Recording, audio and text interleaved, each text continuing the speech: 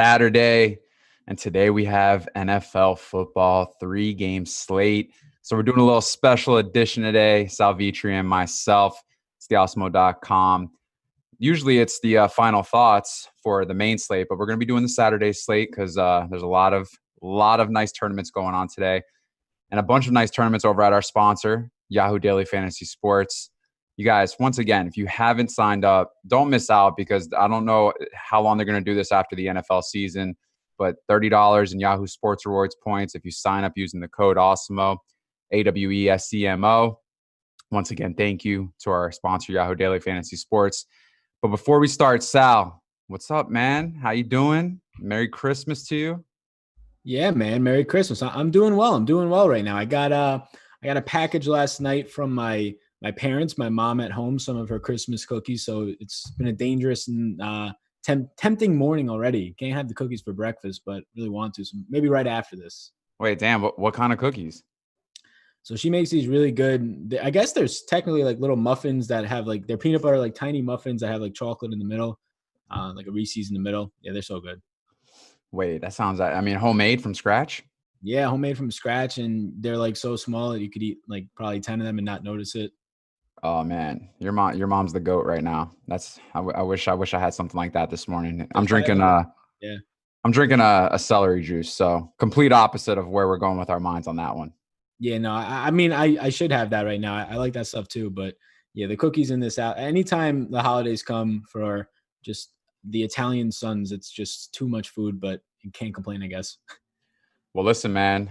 There's a lot to talk about today, right? We're going to talk about every single Houston Texan because they're all the way up there, and every single Buccaneer because everyone else is irrelevant today. Is that correct? That's what it seems like right now, ownership wise. I agree with that to an extent. Yeah, we got to talk about it. All right, well, let's get into it. DraftKings ownership. We're going to go about this first. We'll talk about FanDuel as well for everyone in here that's using FanDuel. But, it's a no-brainer. DeAndre Hopkins up at the top of the list right now, going into the final look at ownership, 50.9%, 8,500. So highest priced guy on the slate. Is this a no-brainer? Could you pivot? How do you feel about so much DeAndre chalk? Yeah, I'm fine with it. I have over the field of it right now, and it's just primetime DeAndre Hopkins, and it's something I'm not going to get away from really in any matchup when it's just such a small slate and the guy has the highest ceiling by maybe 10 points on the slate, and then he gets to face Tampa Bay. So 50% owned right now. It's almost to be expected. The price point just doesn't matter on the slate because we'll get to running back, we'll get to just other positions. It's so easy to find the extra salary. So $8,500. Yeah, it's not a lock, but I have right now like 3/4 of my lineups with Hopkins. Yeah, when you mentioned a great point. When you look at the ceiling, when you look at the projection, there's really no one near him that can make it make sense to actually pivot. The only way you're wanting to pivot is if you're thinking he just has a complete dud of a game against one of the worst pass defenses in the league, or he gets injured, God forbid. But when you look at it, it's really hard to say, yeah, I'm not going to put DeAndre Hopkins in my lineup. Yeah, exactly. And it's a 3-game slate. So it's not even like just ceiling wise. There's not a ton of guys who, if Hopkins puts up a normal 20 to 25 point performance and it's like an average outcome for him, there's not a lot of guys who are even going to touch that. And at that point, it just becomes a most points game as opposed to point per dollar. Well, let's talk about his teammates because Will Fuller, he's at 35.1%. And then when you go down, there's Kenny Stills, he's 14.2%. So in this passing offense, obviously, this is the highest projected team total on the slate. They're projected to really go off in this passing offense. So we have Hopkins. Can you run both Fuller and or Stills in a game stack? How would you set this up? If you're rolling Hopkins, also, are you rolling Watson at quarterback? Yeah, definitely. So on this slate, it makes it easier with the other quarterback options. And again, it's easy to get the money for these guys. So Watson is my highest owned QB by a really wide margin right now over Winston. And then I'm fine getting to Fuller. I'm fine getting to some Stills. We'll see in hopefully like 25 minutes or so, just get verification that Fuller's in. Same thing happened last week. He practiced limited all week. said he felt good. He ended up playing and played his normal snaps. So I'm expecting it to all be okay, but just in case, we'll be on live to break that down if anything changes. But yeah, Fuller at 35%, I'm fine with that. Stills at 14%. I think that's a low enough number to get to. I prefer Fuller probably the most out of just him and Stills and Kiki and all those guys. So yeah, I think that Fuller, Hopkins, and Watson stacks is somewhere where a lot of people are going to go today. Probably not enough people though. This game stack. So right now the team total is, or the game total has gone down 2 points, but it's both on the Tampa Bay side. So still implied for 27 points. Really good spot. Let me ask you, you mentioned Justin Watson. So I want to talk about the other side of the ball for a second. If you don't go Watson at quarterback in the passing game for the Bucs, do you pivot and go to Winston? Yeah. So like right now, just the way that the slate lays out with the rest of the options, I have only three quarterbacks in a player pool, and Winston and Hopkins are by far just they're like 80% of my ownership right now. Is 85%. Wait, so is the other guy Brady? No, the other guy is actually Jimmy G. Jimmy G. Okay, because I'm rolling right now. I have a 3-man player pool. I got Watson, I got Brady, and I have Winston. But in this Winston talk, as far as if you're not going Watson or if you're wanting to stack the Tampa Bay side, because obviously, there's a lot of ways that you can do it in this game. When it comes to the wide receiver position, I think the biggest question is, do you roll with Rashad Perryman at 6K? Because this morning, the way that I was kind of doing roster construction, it's kind of difficult if you want to kind of at least get some other good wideouts for later games if you're looking that way. Because at running back, it's really easy to just say, you know what, you can roll with 2 5K guys if you want to, because there's a couple options there. But I guess the real question is Perryman or Justin Watson? Yeah, I'll go Justin Watson there. And it's a couple of things. It's the price, like you mentioned, but it's also the ownership. He's coming in right now at like 15% less owned than Perriman. And Perriman is fine at 6K. It seems a little bit expensive, but as the de facto number one, Tampa Bay down 3 receivers heading into today, $6,000 and the 4th highest owned player on the slate seems a little bit intense. He got some volume last week, but not a ton. And he just ended up cashing in on 3 touchdowns. So I think he'll still see his 6 to 8 targets today, but I don't think he's that type of versatile receiver that is going to have that type of game again. It's more of a boom or bust thing. So if he's going to be that highly owned, I'm fine getting away from it. I have right now, he's one of like my biggest in terms of being under the field on. I think he's my second. I have the second differential from the field in terms of just, I would consider it then like a fade in Perriman at 42% and Watson at 27%. I have right around the field a little bit more. So yeah, I would go Watson. Where does Godwin's shares go to? Because I feel that maybe OJ Howard and Brate might be seeing a little bit higher of a volume in this matchup.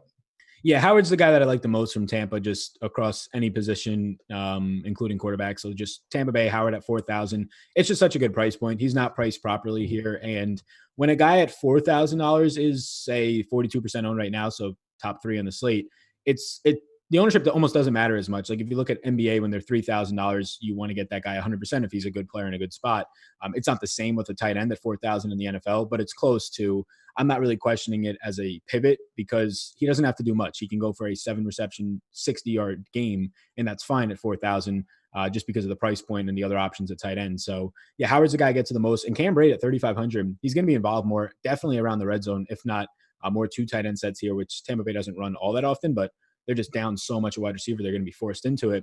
So I think Cameron Brate right now I have a little bit above the field. He's kind of getting lost in a lot of the ownership, and I think he's coming in at like 20%. I think that's a little bit low for his price point. Cameron Brate, not this past week, but the week before that, 2 targets in the red zone, caught a touchdown, but 7 targets, 4 targets. Just a few weeks before that, he had 14 targets against the Saints. So definitely somewhat of an option if you're looking. I do like the call as far as a pivot. If you're looking to pivot from Howard, maybe go Brate with a little bit of a lesser ownership. But what about the running backs in this game? Because we've been so heavily concentrated on this passing game, and that's what ownership seems to be looking at too. But there are a couple cheap backs that might be of consideration. Ronald Jones, Peyton Barber. And then, do we even consider Duke Johnson or Carlos Hyde in this matchup whatsoever? Yeah, this is just on the slate. Running back is so difficult because there's no real clear option. So just paying down is natural and paying even further down is very easy to do because nobody stands out. I wouldn't be shocked if no running back scored 15, 16 fantasy points today. So you can go anywhere. And it's scary because right now I don't have a lot of exposure to these running backs, but it's a slate that these guys are $3,000, $4,000. They're going to get the Tampa Bay backfield. They're all going to get their 6 to 10, 8 to 10 touches between your Ronald Jones and your Barber. Ogunbowale probably gets like 6 to 8. And if one of them falls in the end zone at their price points on a 3-game slate, that 10 to 12 fantasy points is probably needed. It's hard to kind of quantify that. There are odds to do it when they're just splitting the work so much. So, yeah, the idea here is the passing game is heavily owned. You can pivot to the running game, but it's not good running backs. They're at fine price points, but I think it's just easy for me to get away from it. It's the spot I'm scared the most about because they don't need to score 20 points. They need to score like 10, 12 to be in a winning lineup.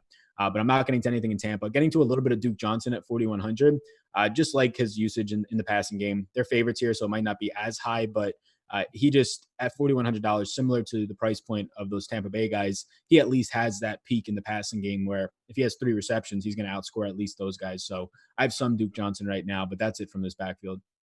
I kind of like Ronald Jones, man. I mean, the price point, obviously, 4,400 on DraftKings, but consistent with the attempts. So I don't mind that. And he gets involved in the passing game. So, I mean, you mentioned a good point, though. All it takes is we need one of these guys to get a red zone opportunity and get into the end zone. But which guy will that be? Obviously, that's the main question. So I think today, if you're multi-entering, spread it out a little bit more amongst the running backs as far as exposure, because I agree. I don't think we'll see a running back maybe touch 15 points, just based on kind of how the projections are and the matchups. I think it's more heavily concentrated today on really just who is going to be the breakout wide receiver in this player pool. But yeah, I think Ronald Jones at 4,400, I don't mind that at all.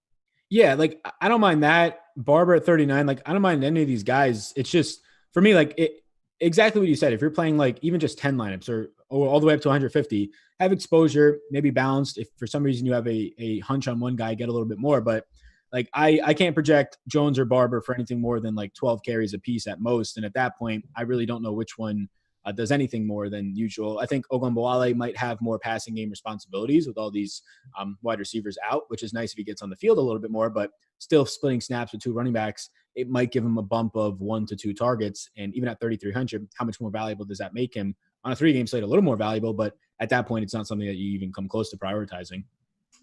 Do we talk about Ishmael Hyman at all? Yeah, I think we do. So he's what, flat minimum?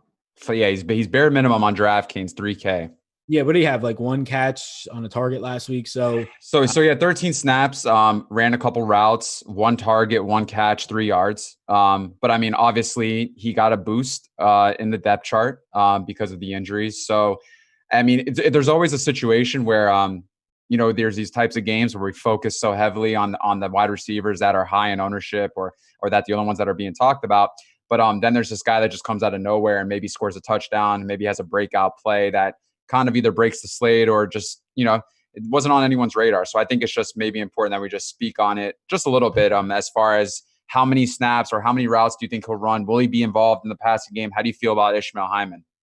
Yeah, so I'm looking. I don't see anywhere in the 2 sources that I usually use for just to see if there's any transactions for the Bucks by just adding up another wide receiver here or anything like that. But you had so last week Godwin still ran 30 plus routes, and I think Miller ran like 7 or somewhere in there. So there's going to be 30 plus routes to go around. I don't think I'm not seeing anything on any other wide receivers being activated. They're going to activate somebody, but nothing of name worthy that should jump him. Yeah, $3,000. I'd have some shares. I have some shares right now, but it's like 2 lineups. I don't want to prioritize it. I think there's a better chance they run more 2 tight end sets here. Again, something they don't usually do.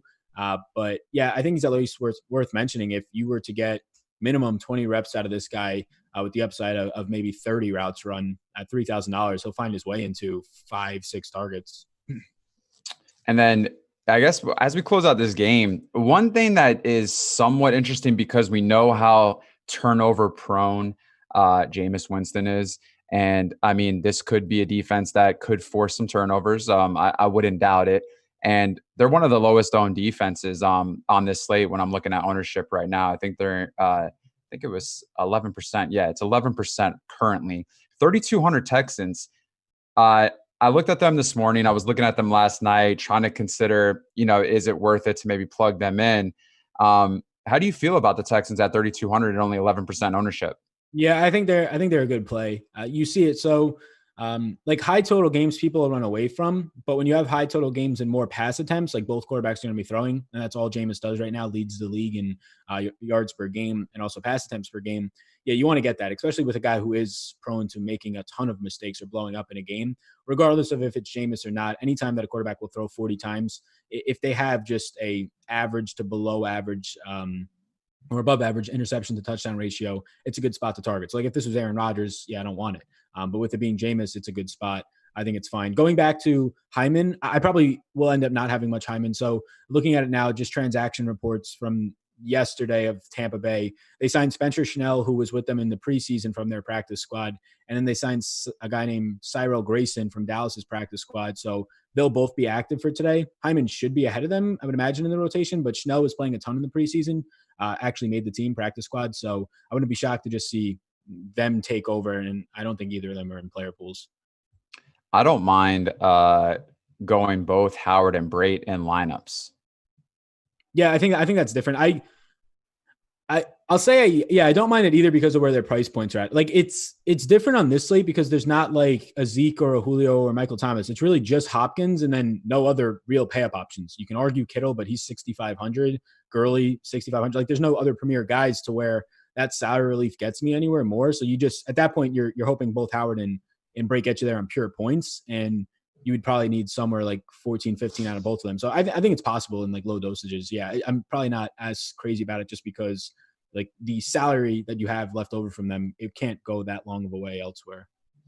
It does get you, though, some more confident pass catchers. Like a more balanced approach of like 6K guys or something. Well, yeah. I mean, instead of rolling out maybe a couple 4K wideouts, you're able to maybe get a couple 6K wideouts that are heavily involved in passing games, like a Julian Edelman, like a Cooper Kupp, Robert Woods. I mean, all these guys who are high volume wideouts that you don't need a big play just to rely on them in order for them to hit.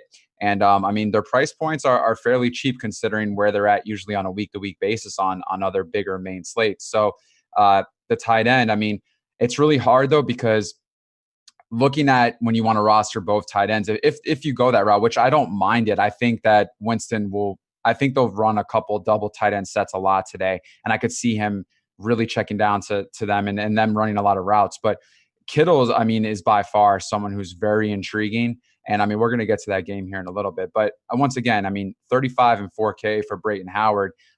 It does open up to some degree as far as giving yourself a little bit more of a better wide receiver outlook as far as roster construction.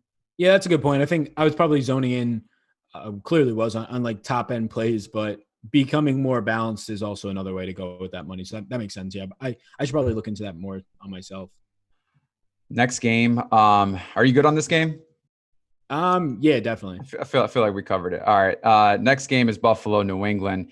And coming in at the highest of any of the players in this matchup is Julian Edelman, 29.4%. This game they played the first time, there was really not much fantasy value, nor was there a lot of scoring whatsoever. So this game, though, it kind of scares me. Once again, this morning, I kept wondering, should I plug in this guy? Should I consider John Brown, even though it's a horrible matchup against Stephon Gilmore? Do you have any consideration for this game whatsoever? Yeah, pieces of it. So nowhere near 3-game slate. Like I still like to stack if there's options, and that first game is the clear one we just went over, but nowhere near as much interest in really none in stacking this game, but there's definitely pieces of it. The Bills have the lowest total on the slate, and it's, I think, the lowest on the entire week at 15.5. It's come down a half a point. Patriots are at 22, come down a half a point. So they're 6.5 point home favorites. They have to win to keep their bye week hopes alive. So it's actually a meaningful game. Bills still have a chance in the division. So very meaningful game here. I think that there's pieces of it. So you talk about Edelman. He's been playing banged up. He posted a video today that indicated that his questionable status is he's going to be playing through it, but playing really banged up. But it's kind of built into the price. Buffalo, not as good in the slot, but he's 6,400 Edelman for a guy who's averaging 10 targets per game this year. I like getting to Edelman here at 6,400. And right now, what is the highest ownership from a player in this game, but relative to the field, it's not the craziest of ownership for his consistency and ceiling. The major thing there is the injury concerns, but I think it's built into the price point. The rest of the passing game, though, for me is really just a full fade from the Patriots outside of Edelman. What do you think about James White? I really am starting to want to roster him more on this slate. I just feel of all these running backs, I think he has the most pass catching opportunities amongst all of them.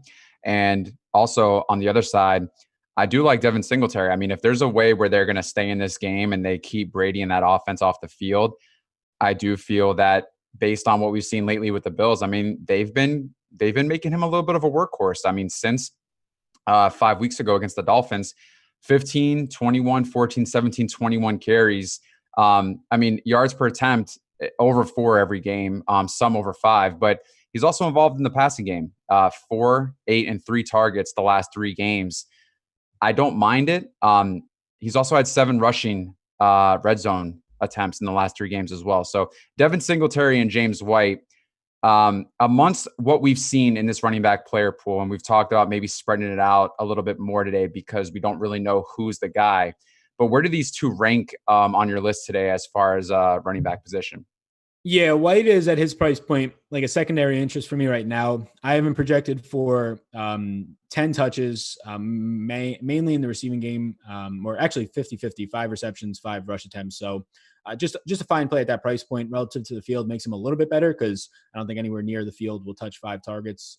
But I think he's okay there.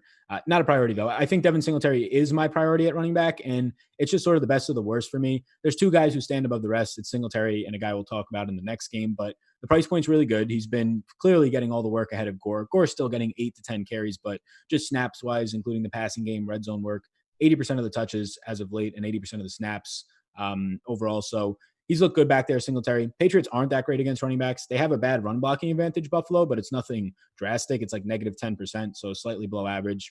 Patriots ranked 18th against on the ground this year.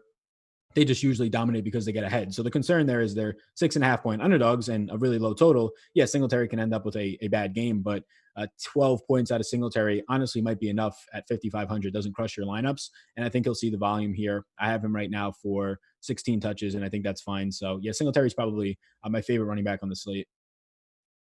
I mean, for me, the way that he rates right now is, I mean, he has the highest projected ceiling for me on this slate for FanDuel and then even for DraftKings as well. So he's 5,500 DraftKings. On FanDuel, he's 6,400.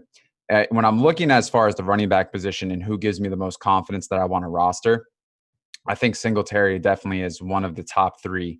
And I think James White is in that category as well. And I know you're going to want to talk about someone in the next game.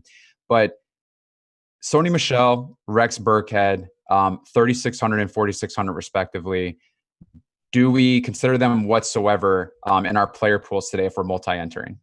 Yeah, these guys, they're all like almost all these running backs are in my player pool, but they're at the really low end. Michelle a little bit higher. He came off of a really good game in terms of just usage, 19 carries in terms of what he did with it. Pretty average, 4.7 yards per carry against Cincinnati. This is a really good Buffalo team. They got a little bit leaky 2 or 3 games. I think it was just a small sample in their interior run defense.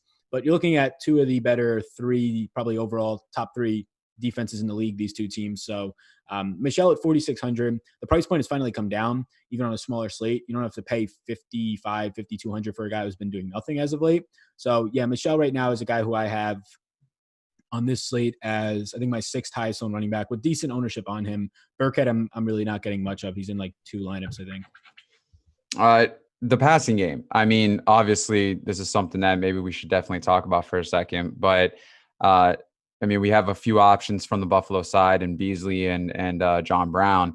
And then from the Patriots side, I mean, Julian Edelman obviously is the clear outlook as far as the wide receiver position. But then you have maybe guys like Jacoby Myers, Philip Dorsett, N'Keal Harry. Are you going anywhere in this passing game whatsoever on either side of the ball? So Sanu is the one, if anything, but I have like none of him. It's just like a couple lineups as well. N'Keal Harry, the rookie, probably has to see a lot of Tre'Davious White. Philip Dorsett has been kind of bumped down in the wide receiver rotation behind Harry. Some of that was just scheduled while Harry was injured. Dorsett was playing. Some of it's Dorsett just dropping touchdowns and seeming like he was in Brady's doghouse, and then Harry actually catching touchdowns. So no interest in Dorsett. No real interest in Harry here, who's relying on his red zone role, but now has to face a lot of Tre'Davious White. It's really just Edelman, and then some shares of Michelle and White, but they're like 5th and 6th running back options for him. White's my 4th running back option. Michelle's 6th right now. I like Sanu. I mean, he's 3,800 on DraftKings. Clearly a cheap option. Got 8 targets last week. The only thing with Sanu, though, is like he's not that explosive breakout wide out for that big play. I mean, he's a great route runner, right? He runs a great 10, 15-yard route. I just don't know if there's that much upside that we're looking for in Sanu. But I mean, the targets obviously definitely helps. And I mean, if he can come down with more receptions, obviously for PPR, for DraftKings, I don't mind that whatsoever. I was looking at Brady this morning because he is 5,200. He's the lowest costing quarterback on this slate. Now, there's not really that much to talk about with him, but if you're looking to punt the quarterback position and go to Brady, is this an option as far as being contrarian? Because I'm sure people are wondering, can I roster Brady in this matchup? So yeah, I mean, he's 6% owned. I think it's being contrarian. Like I said earlier, I don't have him, Goff, or Josh Allen in a player pool. And it's really just matchup wise. The price point makes it a little bit more appealing. He was a lot more expensive last time that they played Buffalo in Buffalo. Pretty just abysmal game overall. Hasn't been great this year, as a lot of people know, but it's the weapons. Like when your top end weapon in Edelman is playing right now, Edelman said in a report that if this was preseason camp or beginning of the year, he'd probably miss around a month. So when a guy's playing at like 50% right now and he's your best weapon, it's just really hard to trust against a top 5 secondary, number 2 overall cornerback, and Tre'Davious White will be out there. So right now I don't have Brady in, but yeah, I mean, he's 6% owned. If you got to 6, 10, 15% of him on this slate, it doesn't really sink a ton of your lineups if you're just looking to have something different than other people. It's hard to look at this slate and say, I'm going to roster someone outside of Watson and Whitson. I mean, just based on pure raw projection. And I mean, just the matchups. The 2 matchups in the later games, both great defensive units, both can defend the pass fairly well. And I mean, where's the upside going to come from? Maybe outside of just a couple key areas. And it's just so hard to say that this first game doesn't really have the best fantasy implications amongst the other 2 games. And this quarterback position, it's just really hard for me to say, yeah, I'm not going to roster Winston. I'm not going to roster Watson, because I just don't see how you can get that much value from those 2 guys amongst the other 4 quarterbacks. Yeah. So like, exactly. Summing it up, the other 4 defenses on this team rank in the top 7 in the NFL in overall defense. The defenses in Houston and Tampa Bay, they both rank in the bottom third of the league. If you factor out run defense in the Houston and Tampa Bay game, because I mean, we're attacking the passing games there, they both rank over the past 8 weeks, bottom 5 in the league. Whereas the other 4 teams rank top 6 in the league. It's exactly that. Like there's really good secondaries and pass rushes in those 2 later games. And the first game has no pass rush, no secondary, and some run defense. And that's about it. New England comes in at the highest price defense for DraftKings on this slate, 4,000. And so I'm curious, are you going in defenses in this game, or are you waiting for the next game for your defense? Yeah. So right now I'm going to wait till the next game, the last game. I think the Patriots are fine. They're 25% owned. Seems a little bit high. Their price point's nice, but I just don't see Josh Allen throwing a lot. You saw it last week in the Steelers game. I think they'll approach it in a similar way. I don't think that the Bills think Josh Allen can beat this secondary, so let him throw 20 times. And when that happens and you force or focus on the ground more, it's just going to lead to a lot less chances for interceptions and dropbacks, for fumble sixes, things that you need to win. So on a small slate where you have 4K for the Patriots defense, you can really afford anything here. I'm fine mixing it around. 25% Patriots, it makes sense. There's so few defenses you could choose from. But if I had to play one lineup, I'd wait to the next game for my defense.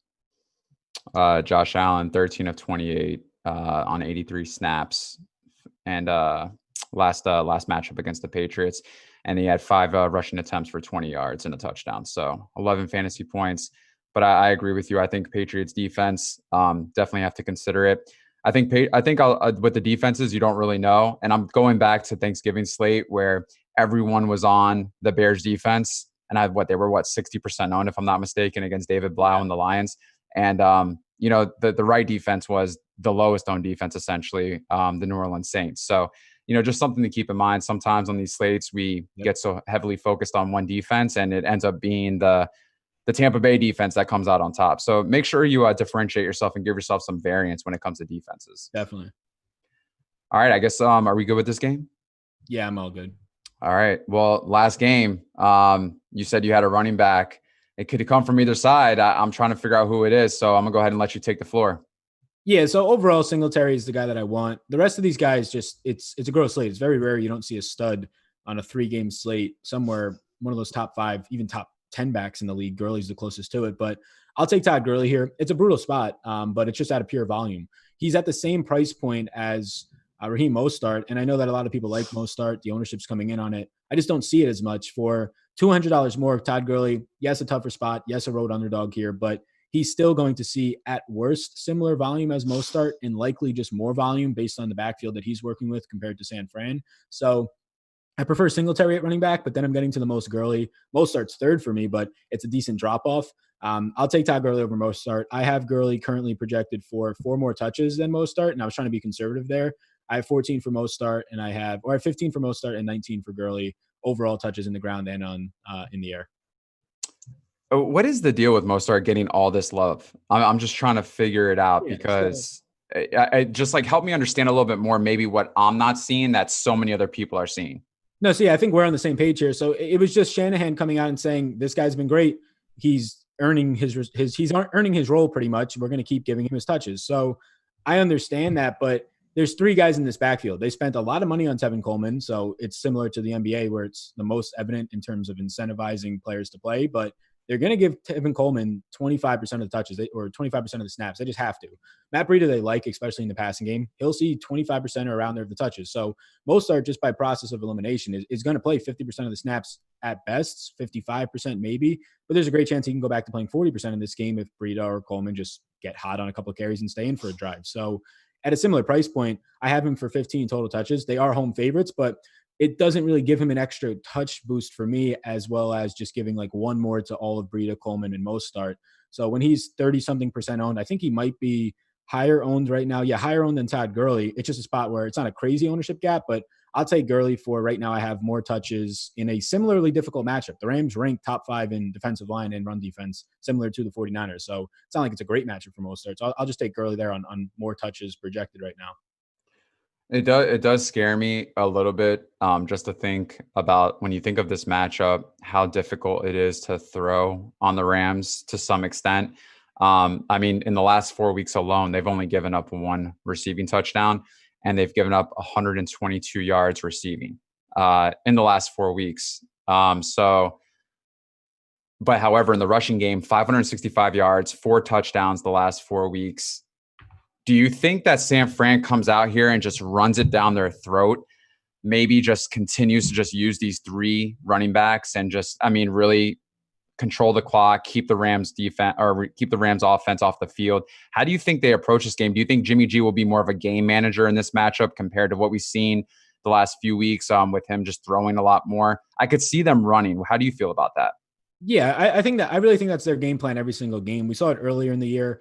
Before the Saints game, the 2 weeks before that, Jimmy G combined for 41 pass attempts. They just want Jimmy G to throw at most 26, 28 times and be able to run and use their personnel. And they have one of the best run blocking schemes. So yeah, I think that's what they want to do here. If it stays close, well, then Jimmy G has to throw 30, 35 times. And that's where some of the ownership gets into my builds, but not a ton. So yeah, I think they try and run the ball a lot. But for me, that means Mostert for me, 15 carry projection, 15 touch projection. Breida I have at 10, and Coleman I have at right now 8. So yeah, I think they run more than they throw in this one. Man, looking at Mostert's last 2 weeks, it kind of puts me on tilt a little bit. I mean, he's gotten in the end zone every single time. He's seen at least 10 carries in every single game. So, I mean, and no disrespect to Mostert, I do like your call with going with Todd Gurley for $200 more, just because you're guaranteed the volume for sure.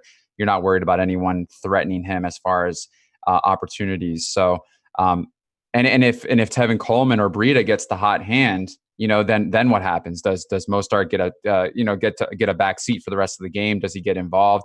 But But I think, what about another guy that shows up a little bit in a weird way? But the fourth guy, Kyle Juszczyk, is he someone that? I mean, listen, man. I mean, he's on the field almost half the time. I mean, is there any way that we can consider him whatsoever? So I won in this one at 3,100, almost a flat minimum. I think he's more active in the showdown slate. He's still kind of expensive there. You saw him end up getting in the end zone last week, but outside of that, he's pretty much seeing himself get like 2 touches a week this season. He'll go weeks without them. Yeah, he's the most active fullback in the league without a doubt, especially since Devlin has been injured and banged up. But yeah, 3,100, I'll just go away from it because I think at best you're looking at a spot where you get like 4 touches out of this guy, and that's just, even at 3,100, tough to want to roster. I'm just saying someone's going to populate in this winning lineup, and it's just like, who is going to be that guy that no one really has, that he's in the winning lineup, you know? Oh, wow. Okay. So DraftKings actually has the Tampa Bay guys that they just signed yesterday in the player pool now. I think it's not something I really want to play, but Spencer Snell played a ton of snaps in preseason for them. I wouldn't be shocked if he got 15, 20 routes run today at $3,000 flat. That you just saying that reminded me of. Did they so they have Schnell and they have Ishmael, right? Yeah, and they have another guy, Grayson, from Dallas practice squad. I imagine he's just like a body depth type of guy. But so, yeah, I would think Ishmael still runs ahead of Schnell here, but they use 4 wide receivers most weeks, and I wouldn't be shocked to see Schnell, who has actually an idea for this playbook, been with them since preseason game 1 where Ishmael hasn't. I'm not shocked to see him run 15 routes, 20 routes. It's not great, but he's 3,000 and will be literally 0% owned. Damn. So you mean to tell me that we can go Schnell, Hyman, Hopkins, Mostart, Gurley, we'll go Winston, we'll go Kittle. Wow. I mean, this is actually look at this. All right. I just did a little lineup real quick. Let's just take a 2-second timeout. But you got Winston, Gurley, Mostart, Schnell, Hyman, Hopkins, Kittle. Who do you want for defense? Give me the 49ers. All right, so we got 49ers. So we got 6,300 left. Robert Woods, Perryman, or Fuller?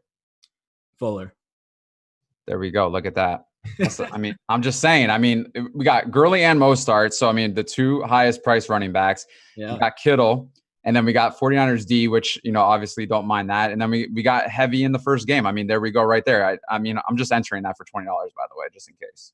Yeah, I think I'm going to have to if this Schnell man is in a winning lineup today for $100,000 and I don't play one lineup of him after spending 1 minute on a live stream talking about him, I'm going to put a lineup in right now with him. Does Schnell have speed? I know nothing about the guy other than he was in the preseason running like 25 to 30 routes a game. Oh my God. He's bad. He was playing like second half of preseason games. So in 4 preseason games, he caught 7 passes for 119 yards. Which is pretty good for the preseason. Yeah, so hashtag preseason. This guy might be, hey, I mean, get one share of him just in case. I mean, you can't mind that if you get one share. I got one share right now. We just entered it. Yeah, there we go.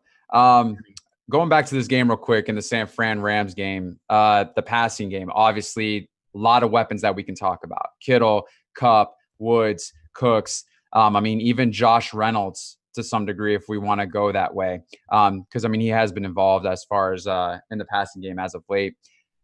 Where do we go here? Because we know both of these sides have 2 really good pass defenses when it comes to great cornerbacks, limiting a lot of big plays. But there's a lot of talented position players here as far as the wideout and tight end position. So are you going anywhere? Do you have a lot of shares? Where are you at as far as the field and ownership here? Yeah, so for the 49ers, Kittle originally saw his ownership, thought it was high. Now it seems okay at 48%. I was at about 40%, and I was talking earlier to some people thinking that I would come in even lower than that. But if it was going to be like 60%, I would come in less. But at 48%, I'm still going to be a little bit below it. But it's just a matter of there's a lot of guys in that 6K range. I think Kittle's completely fine today, but I also like Woods. I think Kupp is at least interesting. I like Edelman. I like Gurley. So I'm getting to those guys as well, just to an extent where I can't have majority of my lineups with Kittle. So I think Kittle's fine. I like him. He's probably the highest owned 49er for me. But I actually really like Deebo Samuel today, a lot more than I did before yesterday. Troy Hill has been ruled out, who's actually been the best cornerback ahead of Ramsey, just at least this season through 8 games since Peters and Talib left for the Rams. He's been top 5 over the last week, 8 weeks in passer rating again. So up there with the names of Gilmore, Tre'Davious White. He's been very good. So I like Debo a little bit more. That was going to be the matchup he would see. That said, you're probably getting in this game, if it plays out the game script we think, lots of running, you probably get 6 targets for Debo. But at 5,100 and right now, not a ton of ownership on Debo. It's coming in 15%. Yeah, I like that. I have a little bit more than that. I think I had 18% last time I looked at Debo. I've really, regardless of the defensive matchup, based on their price points and what they're capable of doing, Kupp and Woods just continue to get put into my lineups at 66 and 62. It's too hard. I mean, when I look at the talent of wide receivers in this player pool for today's slate, I mean, really, after maybe Debo Samuel, if you want to consider him, I mean, there's really nothing.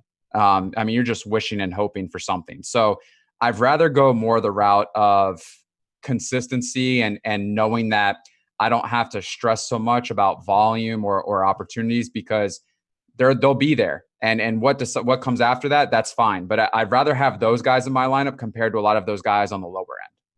Yeah, I agree. And I would prefer, so my biggest concern with that is really just Goff. Like you saw last time, Goff had 70 passing yards at home against the 49ers in this pass rush. Now they'll be without D Ford, but they get Sherman back. I don't know there's no inactive news yet. We'll see if Kwan Williams suits up in the slot. I think he was practicing. So I'm just worried about Jared Goff on the road as a 6-point underdog. If he can just have enough to get it to these guys to make them both viable. I don't think both will be viable, but I slightly prefer Woods here. I just think the matchup will be better for him. Sherman stays on the left side of the field. I think they'll just sacrifice Brandon Cooks over there like they did last time. So you'll have a better matchup for Woods. And then Kupp in the slot, yeah, as long as he can get the ball from Goff, they're both at really good price points. I have more Woods right now, but I also have some Kupp. And that's really the reason that I'm below the field on Kittle, is just all these guys in the 6K range I actually like and I'm getting ownership towards. I respect the 49ers defense. Don't get me wrong. But I mean, we have to look at the last couple of weeks. We got to look at the Saints. We got to look at the Falcons. I mean, the Falcons just went into San Fran and threw all over them. I mean, the last 4 weeks right now, they've surrendered 500 yards to wide receivers, 51 receptions, and 5 touchdowns, the 49ers defense. So, yes, I know that first matchup with Goff, huge red flag. Can he turn over the ball a lot? Absolutely. Can he go out there and throw a complete dud? Yes, that's why I'm not confident in rostering him. But in a PPR format with Woods and Kupp, it benefits them so much more on DraftKings per se than FanDuel. And their price points, I mean, hey, they're usually, I know Kupp, he's always been in the 7K range. Woods has creeped up as of late, but I mean, he just gets so much volume. It's hard to just say, you know what, I'm not going to go that way. Yeah, that's fair. I guess the only difference with Sherman returning and probably Williams is the only difference from last week, but and being back at home. I'm definitely really scared just because of Goff. I think both the wide receivers are fine. That said, I have above the Kupp is 12%. You got to tell me this is a huge leverage play. Yeah, 17% Woods I really like. I'm above that. Kupp at 12%. I'm only slightly ahead of Kupp right now. I have 15% Kupp. But I think the Rams offense in general is huge leverage. Even if you look at Gurley, I talked about him just to start. Gurley is a guy who's going to see probably 20 touches and at a running back position that's so weak, and he's in a quarter of the field's lineups on a 3-game slate. So, yeah, the whole offense is just lower, especially with Everett returning, ruining a little bit of Tyler Higbee. Yeah, so, I mean, let's talk about that real quick, because Higbee, he's been somewhat really on a rampage in this offense. And now with Everett back, we haven't seen what Higbee production is with Everett on the field as far as how heavy he's been involved in the passing game. So how much does Everett being back and in the offense now affect Higbee's overall projection and overall production? Yeah, I think it definitely affects it. It's interesting, though. It's almost like he's priced as if Everett was going to come back from the beginning on both Showdown and this. Maybe not on Showdown as much, but yeah, I mean, they gave Everett money before the season started, and when healthy, he's been playing good. So I don't think it's a spot where Higbee just keeps playing like he has been 90 to 95% of the snaps the last 3 weeks. He played 86, 97, and 91 since Everett's been out. Everett was the primary tight end before that. He was playing 70% of the snaps some weeks. So I do think there was sort of a changing of the guard in weeks like 11 with Higbee taking over. But I think at the very minimum, Everett's going to come out here and play 25 snaps, 25%, 30%, which hurts Higbee's upside. That being said, though, Higbee's only $5,000. I think the ownership drops because of Everett returning. At 20% ownership, I'm still fine getting to some of it. It then becomes an option of like, how much more do you want to sacrifice for $1,000 less OJ Howard, Cam Brate? And the answer is just I'm ending up with less Higbee than the field right now. But if you were to go over it, I wouldn't think that that's a bad option. Kittle, man, it's really hard to say that I'm going to try to fade Kittle or not plug him in to some degree. I feel like Kittle's a must own today. Am I wrong for thinking that way? You're not wrong. I am below him in ownership, and I don't feel good about it. And it's just like there's one guy that's going to happen with me. There's some guys I feel really good about being below them, like most start, some other spots. But Kittle at 48%. Last time out, I had 40% of him. So it's almost matching the field. But I'm almost urged, if I run it again, to maybe even get a little bit less. And it's just because of the opportunity cost, 6K range. Like if Kittle was a little bit higher, I'd be like, if he was 60% owned, I'd be more strong suited to want to fade him because how much good does he really do for you at that point? But if you can clear half the field on a 30-point Kittle day, it's still worth it. So yeah, if you wanted to put him into all your lineups, it's completely fine. The way that this is running right now, it's just, I have so much appeal for the 6K range. And really it's Edelman and Gurley pulling down a lot of Kittle. And then also just having like 60, I think I have like 68% OJ Howard. Edelman, is he your top wideout? So I have right now top wideout from the 2 afternoon games. I have, this is the main slate for tomorrow. I have Hopkins, Fuller. So right now I have Hopkins, Fuller, Edelman, Woods, Samuel. Those are top 5 owned for me. One guy we haven't touched on that kind of scares me because we haven't talked about him, but I have had my eye on him over the last like 24 hours is Emmanuel Sanders, 5,500. What do we do with him in this situation? Because I mean, clearly he can definitely break out. And I mean, he gets volume to some degree. I mean, you know, it's sporadic from game to game, but he does have big play upside. So, I mean, 5,500, he is a little bit more than Debo. Would you rather have Emmanuel Sanders or Debo Samuel? I'll take Debo today, but it's so close. Like it's like a 5% difference for me. Both of them are fine. I just like Debo a little bit more matchup wise. I think there's a big difference with Troy Hill being out, but I don't think the field will react to that at all. Just defensive injuries, offensive line injuries don't matter for most people. But I do think that at least helps the upside of the targets if it's 6 of them that Samuel sees. So I have a little bit more of him. It's really where the field is right now, 15% Debo and I think like 18% Emmanuel. I'm pretty much the opposite. Like I have 18% Debo and like 14% Sanders. So I think Sanders is fine to get to. He'll see a lot of Ramsey, but Ramsey in one-on-one coverage this year hasn't been fantastic. He's been a lot better in zones. He's giving up 40 yards per game in coverage to wide receivers, and that doesn't sound like a lot, but when you're one-on-one as a shutdown quarterbacks give up like 20 yards a game. Don't forget, everyone, 10 minutes until Alex Baker, a.k.a. Osmo, the number 1 player in the world himself, will be coming on for live before lock, I believe, with Nolan Kelly. So be on the lookout for that. And for all of you guys in here, thank you for joining us. There's 870 in here right now, Sal. Don't forget, give us a thumbs up. Don't forget to like this, subscribe, share. We really appreciate you guys spending time out of your day in and day out. It's really important that we continue to thank you for your support because without your support, guys, we can't continue to do this free content. But once again, osmo.com/NFL. Don't forget, you can get 50% off your first month if you haven't tried any of the tools and resources yet. Any of the software, any of the premium articles, anything that really all these amazing guys do, go check it out. Osmo.com/NFL. Check out the landing page videos. See what it's all about. See what you're getting before you get involved. And we really appreciate you guys. Sal, we got a question in the chat. Do you guys like Cole Beasley? I assume Gilmore will be on John Brown.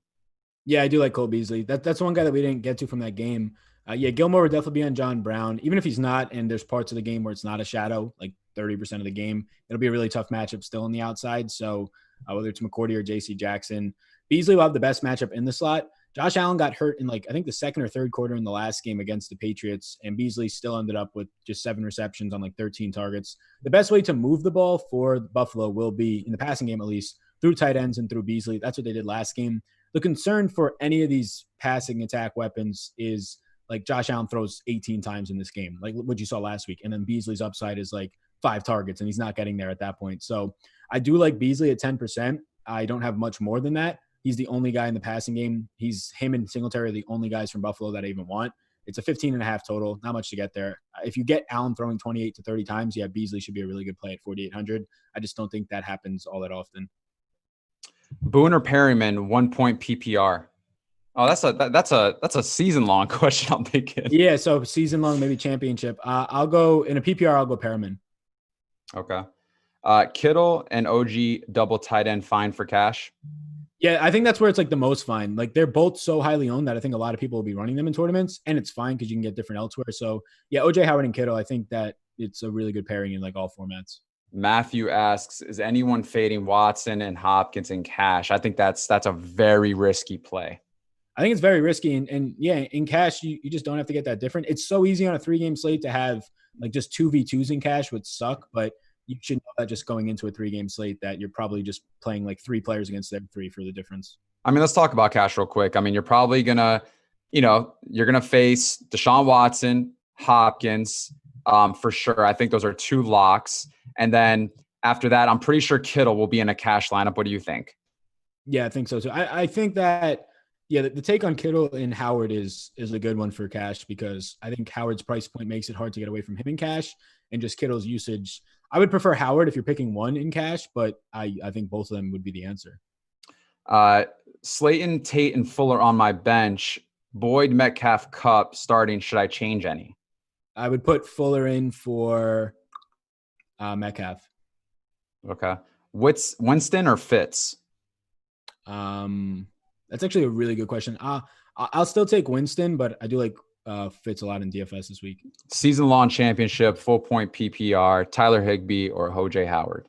OJ Howard. Yeah, I agree. I think with Everett back, it's going to be really difficult to see the same production that we've seen from Higbee, and it's also a difficult matchup. I have a Buck stack instead of Texans. I don't mind that. Once again, I mean, either or in that game, you can switch it up. I think what it's going to come down to is it's going to come down to one running back as far as how do you separate yourself. And I also think it's going to come down to how do you correlate and how do you set up your wide receiver cores? What's going to be the big answer today? Are you going to go down and pay for a couple 4K or 3K guys? Or are you going to pay up and then, leverage elsewhere as far as maybe not get Gurley or Mostert? That's going to be really the difference maker, in my opinion. Yeah, I agree. I think that either side of that game that you want is fine. The obvious side is just Houston because they have a lot clearer of pass catchers there, whereas you don't really know where it's going to go from Tampa Bay. If you've watched this whole stream, don't want to tell you what to do with your money, but Spencer Snell, I think that there's a good chance that you might be in some winning lineups. Other than that, go to 10. No, just kidding. But Tampa Bay's fine. They're a guy, the second highest owned stack, and I really only have Jameis and Jameis and Watson today. Waller or OJ Howard? I will go. Wow, that's actually really tough for like a season long. I think I go Waller. DD Westbrook or where was it at? I just saw DD Westbrook, if I'm not mistaken. Or Perriman. Or Perriman, yeah. I'll take Perriman. Okay. I'm just trying to see. I guess Le'Veon Bell or Mostert. I'll take Le'Veon Bell. Someone wrote Brady, Edelman, White. I'm not really too sure what that means, but season-long championship, 49ers defense or the Ravens defense? 49ers defense. Yeah, I could see that too.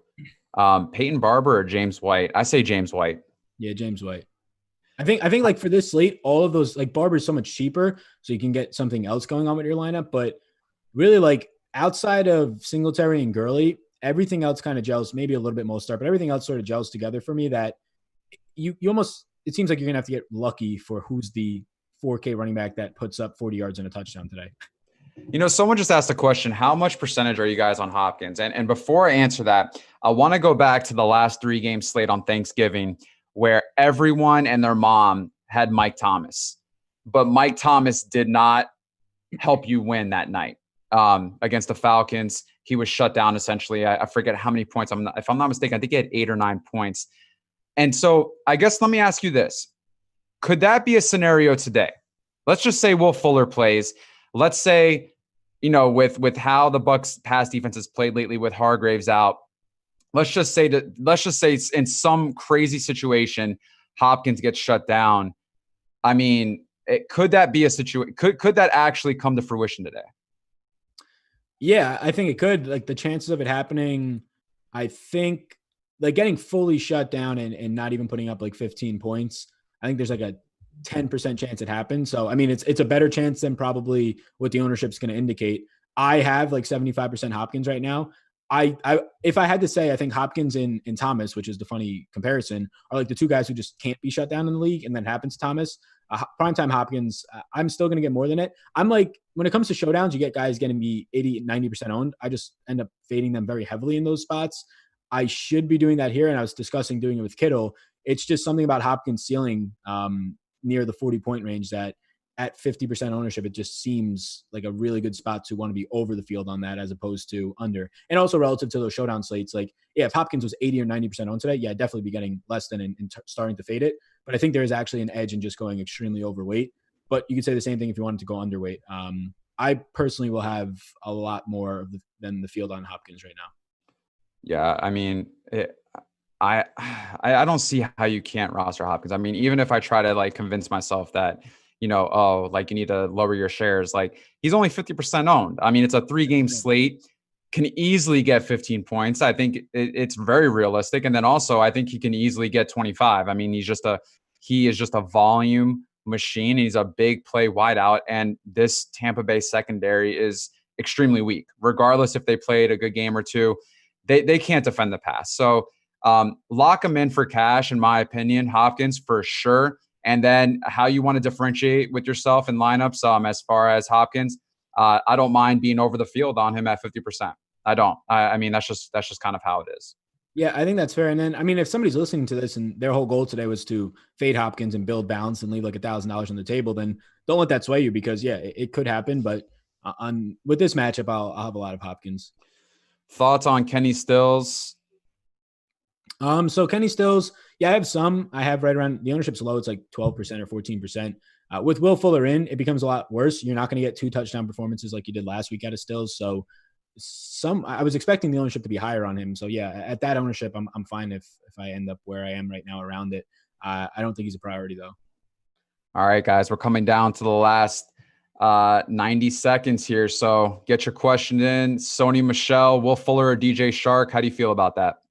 Yeah, so Shark has some question marks. He is questionable. So if like you're in a championship, I would just roll out Will Fuller there. You have the security of it. And I think they profile out really close, at least in my projections. Which wide receivers today do we like? Hopkins, Fuller, if he is playing. I love Cooper Kupp today, guys. I think he's a great leverage, low-owned potential wideout for today's 3-game slate. And I do like Emmanuel Sanders. And obviously, we talked about a few of those tight ends, especially from the Tampa Bay side, that could see an uptick in volume. Yeah, so for my top 5 wide receivers right now in ownership, it's Hopkins, Fuller, Edelman. Hopkins, Fuller, Edelman, Woods, Samuel. And then after that, it's just like the Kupps, the Perrimans. I do think that I have a lot of interest in Beasley at 10%. I'm like 15% of him right now, so a little bit more than the field. And the biggest concern is, can you just get Josh Allen to throw the ball? Because at that price point, Beasley just needs a 6-catch game. Doesn't matter the yardage, and there's a good chance he's needed. All right, well, listen, we're coming to a close. Once again, everyone in here, thank you so much for joining Sal and I this morning on the Osmo.com strategy show presented by our wonderful sponsor, Yahoo Daily Fantasy Sports. Don't forget to use that code AWESEMO, AWESEMO, when you first sign up for Yahoo and get those $30 in Yahoo Sports Rewards points. But before we close out, guys, don't forget, like this, get ready for the number 1 player in the world himself coming up next. Sal, where can we go ahead and find you before we let you go? Yeah, you can find me on Twitter at SalVetri_DFS. I have a YouTube channel, just Sal Vetri, if you are interested in any other fantasy content. And then I will be here. Next week's different because of Christmas. So it'll be next Thursday, me and Lofty, game by game for week 17. And then Chris and myself will be here next Saturday once again. All right, guys, listen, happy holidays to all of you. Be safe. Have a wonderful weekend. Hope you guys get good gifts. Take down a tournament. Until next week, guys, we'll see you later.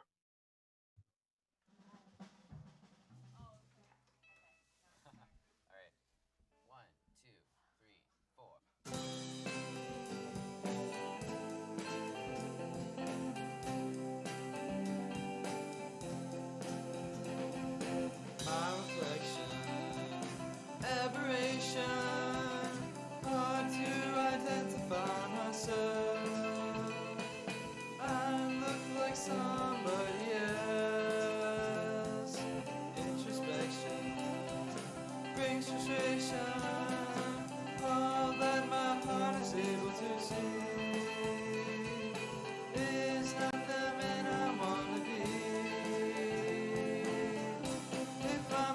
says I'm special, it would make me feel so good. But my mommy never means it, so I search for my uniqueness for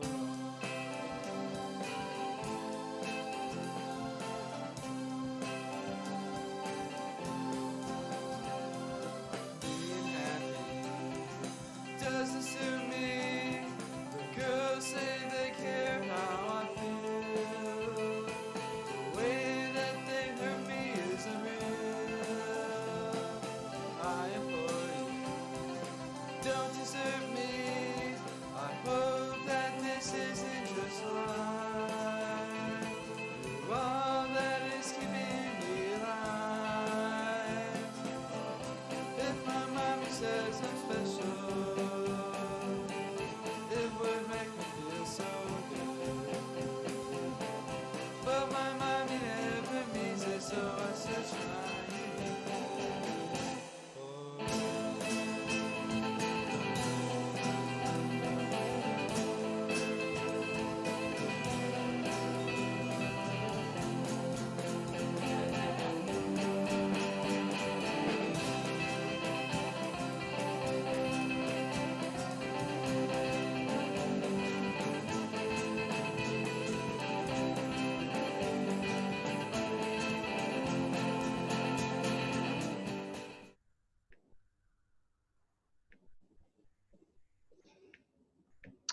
Well, we're going.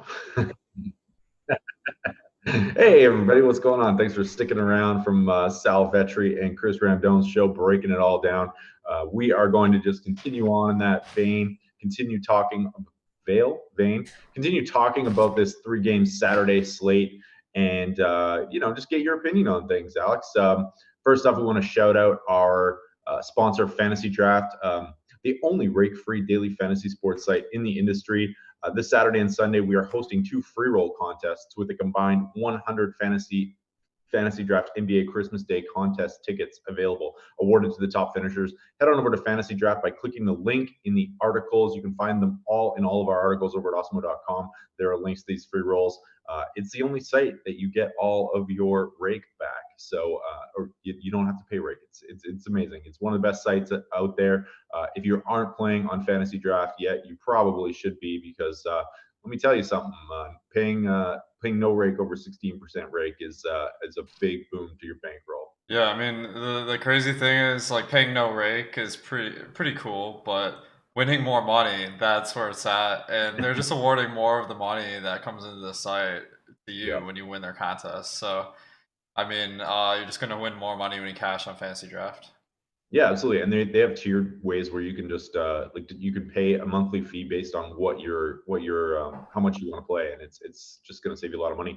Use promo code AWESEMO, and that will get you 1 week, 7-day free trial. So there you go. How are you doing? What's going on? Anything exciting? Dude, I mean, you gotta love Christmas time. I already liked all that Christmas music, but having a special slate just for the Christmas holidays, that's pretty cool. True. And Yeah, man. yeah, I mean, I know a lot of us are probably trying to scrounge up some money for presents, and if I win one of these 2 slates, I might get some extra special gifts. So, I like it. Yeah, twice the chance for all the loved ones. I will be looking at my mailbox. Thank y'all for watching, by the way. If you don't mind hitting that like button, we would greatly appreciate that. Just helps us keep these shows free, helps us with our YouTube content. And so we're very thankful that you guys are here joining us today. We're just gonna go game by game and talk about this slate, talk about each position, talk about what you're doing. First, though, I just wanted to get your thoughts on how you approach these 3-game slates, because the strategy has to be a little bit different than your usual 3-game slate here. So what kind of changes do you make when you're building lineups on these smaller slates? Yeah, that's a great question. So I think a lot of people try to get too fancy on a 3-game slate. I guess the kind of philosophy is you're never going to survive unless you get a little crazy. But there's such thing as too crazy. So I was hearing some talk about some dudes that haven't even played in the NFL yet. Spencer Schnell? Yeah, like I mean, like I actually think he could like get there, but in general, like those fourth, fifth wide receivers, or even third wide receivers, or just running backs, like maybe a Rex Burkhead that only see the field like a sparse amount over the course of a game. Those guys can definitely win a slate, but they tend to be overowned because everyone's trying to look for that one guy to get you to the top. But it doesn't take one guy; you need to get all 9 guys right. And your chance of doing that are so much lower if you pick one of those guys that is just so unlikely to go off. Well, especially with Spencer Snell running like a 4.740 and in the 9th percentile or something. I don't know if that was an error. I looked him up as we're talking, and I was like, oh my God, this guy sounds terrible. So we'll see, man. Salvatore knows his football, and he might be right there. You never know. Yeah, I mean, we'll throw it in his face if he's wrong. I'm not calling him out for that guy. He was just joking. I know, but like the thing is, there's probably like 10 to 20 guys that are gonna see a little bit of action. One other guy that we were talking about on the previous show was Kyle Juszczyk, where it's like, I mean, he gets there like maybe once a season or something, or probably not even that. He gets in the end zone like once a season and catches some passes. Like pretty good like player for the team, but in fantasy, I mean, this guy's not a factor unless you're talking a single game slate, as Sal was talking about, where some of these real long shots become more viable. Yeah, it makes total sense to me. I'm just disappointed that I didn't get to any Isaiah McKenzie today. I was hoping for more McKenzie, but the thing is, last week it was kind of a red flag. He didn't see the field that much. It was I mean, they won the game and with a decent margin, so that explains why they maybe didn't run out a third wide receiver a lot, but one of my favorite guys to lose money on. Absolutely. It's the Thanksgiving slate all over again. So you broke down like kind of like how you don't like to take too many stances on these really low owned guys that we don't really have production from, or we don't really have knowledge that they're going to be seeing the field. What about just general lineup construction? Are you stacking a little bit less? Are you kind of worrying about the ownership of that entire lineup when you're building it? Like what do you do about like just how does the way you build your entire lineups differ on these slates? Yeah, I'm not worried about ownership quite as much on like the top flight guys because they really don't have to do much better than average to win you at the tournament. Because let me pull up my projections real quick, but I have everything set up different for this stream. But so the thing is, suppose I have Jameis Winston for like 20 points or something. Oh, here I got it. My bad. So on FanDuel, or half point PPR. Sorry. You're fine. You're fine. All right. Okay. So let me give you guys an example. I have George Kittle projected for 14.7 fantasy points. And then the next highest tight end is Tyler Higbee at 9. So the chance if Kittle gets that 14.7 that he's the highest scoring on the slate are pretty darn good. So having more than 50% of him makes a lot of sense, like if you can afford it. And same with like guys like Hopkins and some of the other studs in the slate. Okay, makes total sense to me. Yeah. All right. I feel like so like that's a good point. You're like, and that kind of dovetails nicely into our first game here. We have the Texans and the Tampa Bay Buccaneers going to be the most heavily owned game on the slate. And one guy that probably fits your description about not worrying about ownership is DeAndre Hopkins and of course Deshaun Watson as well, the two highest owned players on the slate. It's going to be the most popular stack on the slate.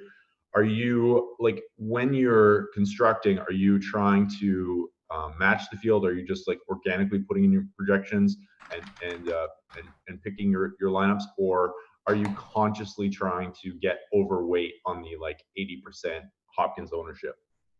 So I think that when you get these top guys, like it's hard to get an edge and really just like going over or underweight because it's kind of like a coin flip. Like it doesn't really get you ahead of very many people when Hopkins goes off. But that being said, he's definitely a staple of my lineups because I mean, Part of it is I really like Watson at QB today.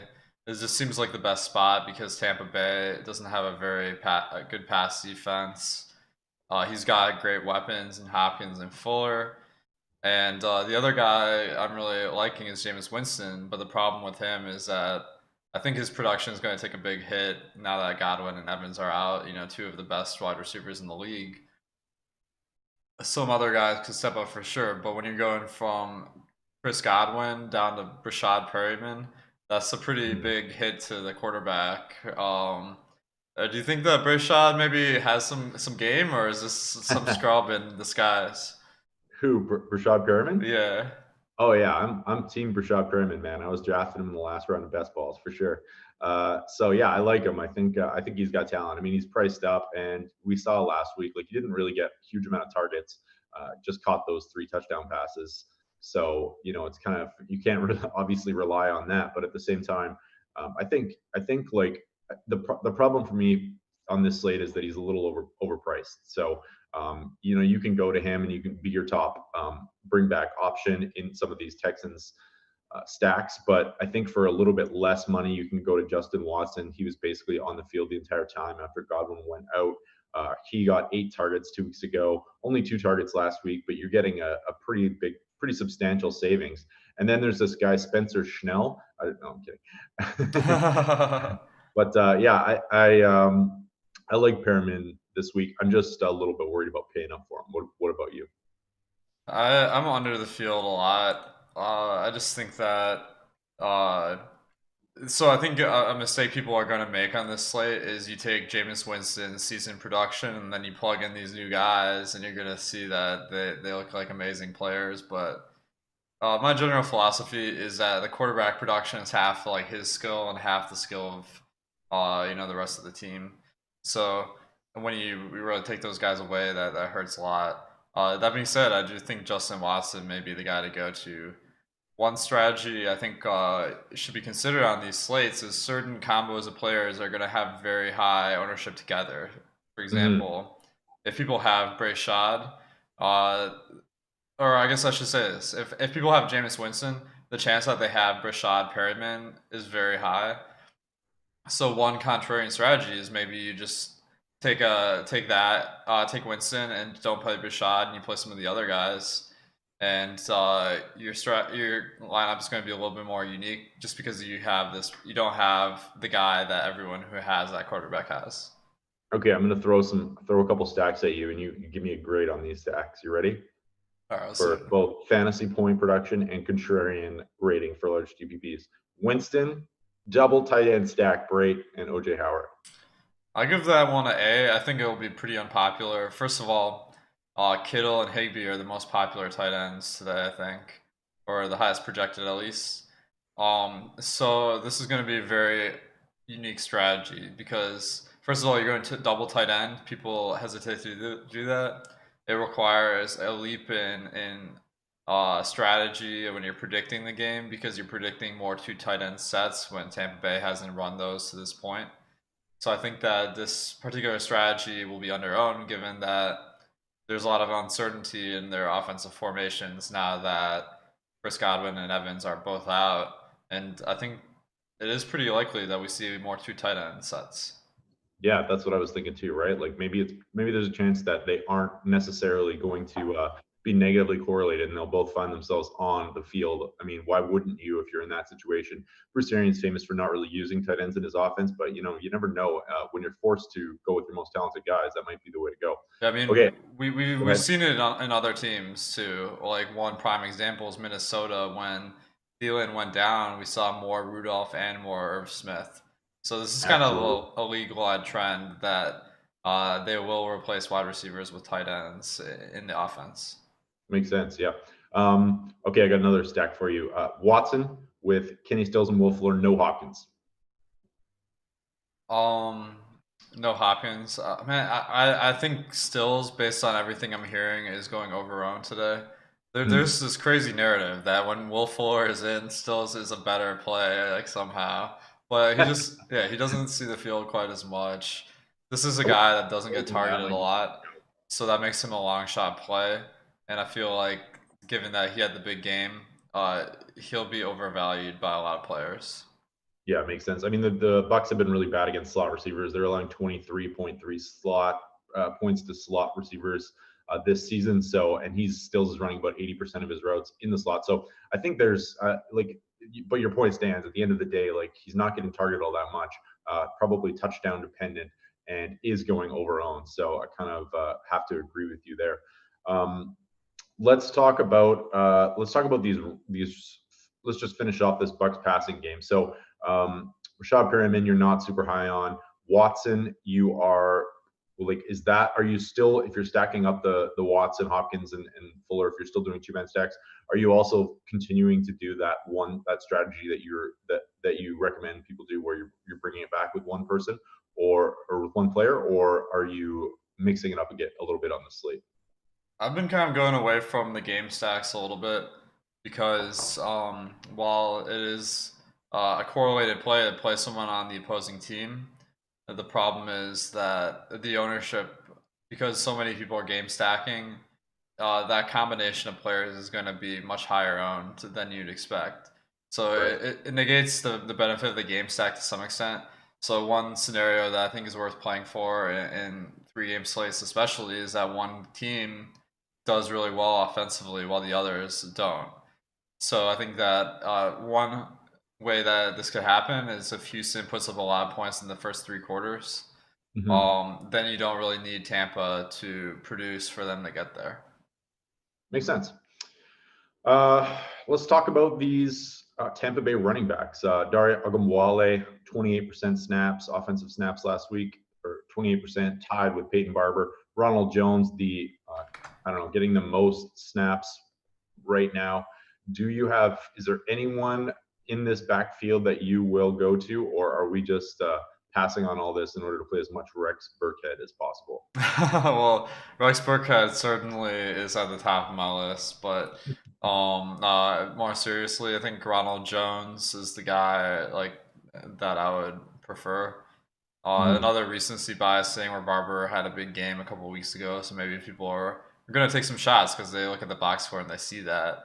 But Ronald Jones gets more work in the passing game and about equal rushing attempts, so he's really the superior option.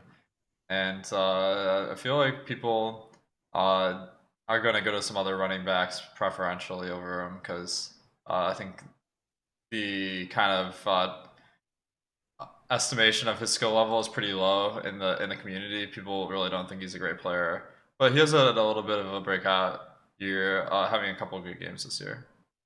Yeah, it makes total sense. I guess I would worry a little bit about the Peyton Barber vulturing. He does have 7 carries inside the 5-yard line. So I think from a GPP perspective as well, if you want to pop him in as a one-off, it's probably likely that he will get the carry should they end up, with the ball on the 2-yard line. So something to consider there, but totally agree with you. What about the Houston running backs here? Carlos Hyde, Duke Johnson are the mainstays in this offense. Like you said, Tampa Bay maybe a little bit down, maybe a little bit worse than people are expecting with no Godwin and no Evans. And then this could open up a scenario whereby the Houston Texans just get up big on them and are able to both pass the ball and both the receivers, Watson, and possibly a running back could score here. So is that a stack that you're looking to, maybe a 4-man stack where you also add in a Texans running back in the event of a blowout? I think that the blowout run probably isn't a huge factor. So the thing is, these 2 guys, Carlos Hyde and just a sec. Siri is about to answer it for us. That's perfect. Yeah, what are we even doing this show for? We'll just ask it. Yeah, so the 2 guys, they can get there.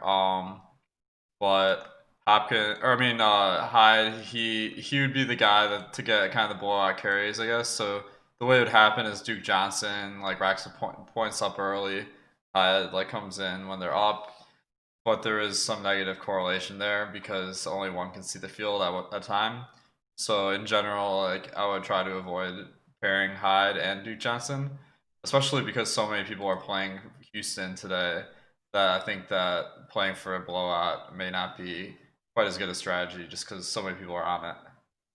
Makes sense to me. We have Carlos Hyde projected for 24% ownership and Duke Johnson for 19. So yeah, that seems like a little over-owned, especially considering that Tampa Bay has one of, if not the most stout run defense in the entire NFL. That's going a little bit much for me. All right, I got a couple more names I want to throw out at you. Just maybe if you have any thoughts, you can also just pass if you're like not interested in playing these guys or whatever. What about 5% owned Jordan Akins? Oh, man, that's going pretty deep. So he's definitely not one of the better tight ends because I think we have Howard is kind of the breakout candidate. Kittle is the stud. Aiken, he 5% seems even a little bit too high. He has been getting more of the work than Darren Fells, but there is some competition there. Uh, but I think I would like Akins more if you have Watson because that combo of players is going to be a little bit lower owned than if you stack up Watson with for Hopkins or Stills. So there is some merit to going there just because less people will be on it. All right, makes sense to me. One more name for you in this game, and then we'll move it on. Cameron Brate. I know we talked a little bit about him in 2 tight end sets, but 7 targets last game. Looks like he was also one of the benefactors of Godwin leaving. Maybe they did switch to a little more tight end usage in this Tampa offense. Will you be getting over, like, to me, like early on, it looked like he was going over owned, and I kind of was thinking about fading. And now that I'm thinking about it, maybe it's not, fading him is not the right way to go. Man, that's tough because I feel like if you look at the game log, you'd say like there's no way this guy's gonna go over own, but the community is pretty savvy, so they may be just having the same logic as us. So I don't think that like casual players are gonna click that button quite as much. So I think that I'm comfortable kind of coming in over the field there. Um, well, how about you, man? Are you leaning maybe Howard or Bray? Which one do you prefer, just for Yeah, GPPs today? I think I'm leaning Howard here, but I think I'm going to try this double tight end stack. Like right now, we do, like, Howard's not flying under the radar though, so that's the difference between these two. You have Howard at 42%, Brady at 20%, so you're getting about half the ownership and a little bit of a bargain there as well. And like we have seen Brady just have these monster games from time to time, right? Like Winston does love Brady, so I don't really know what to make of that. I think it was in Week 11 against New Orleans, he had a 14 target game just out of nowhere. So it's certainly possible, and like I definitely think he's viable. I think he's probably going over own, but yeah, I don't know. It's a tough situation to figure out for sure. Yeah, I mean, Braid is a guy. He's been a lot better at fantasy football previous seasons. So, Mhm. I mean, we know he has it in there somewhere. It just hasn't happened yet. Yeah, fair enough. Any final thoughts on this game? You all good? Have we hit on every player? I'd say this is definitely. I mean, like we all know, this is by far the most popular game of the slate. But like that being said, I'm still on it. I think that, um, as I was saying, you don't have to get too cute and take a game stack that really is inferior. I think that like, you can go to pretty much any quarterback in the slate, but the best way, or one of my favorite ways of differentiating is take like one of the most popular players and then just have a couple of guys that maybe don't go in that stack as much. Kind of guys like we're talking about, like Brait. Um, Kenny Stills. well, Kenny Stills, I feel like he's going to be popular, so I'm hesitant to say that. But yeah, I think that is going to be my go-to strategy today.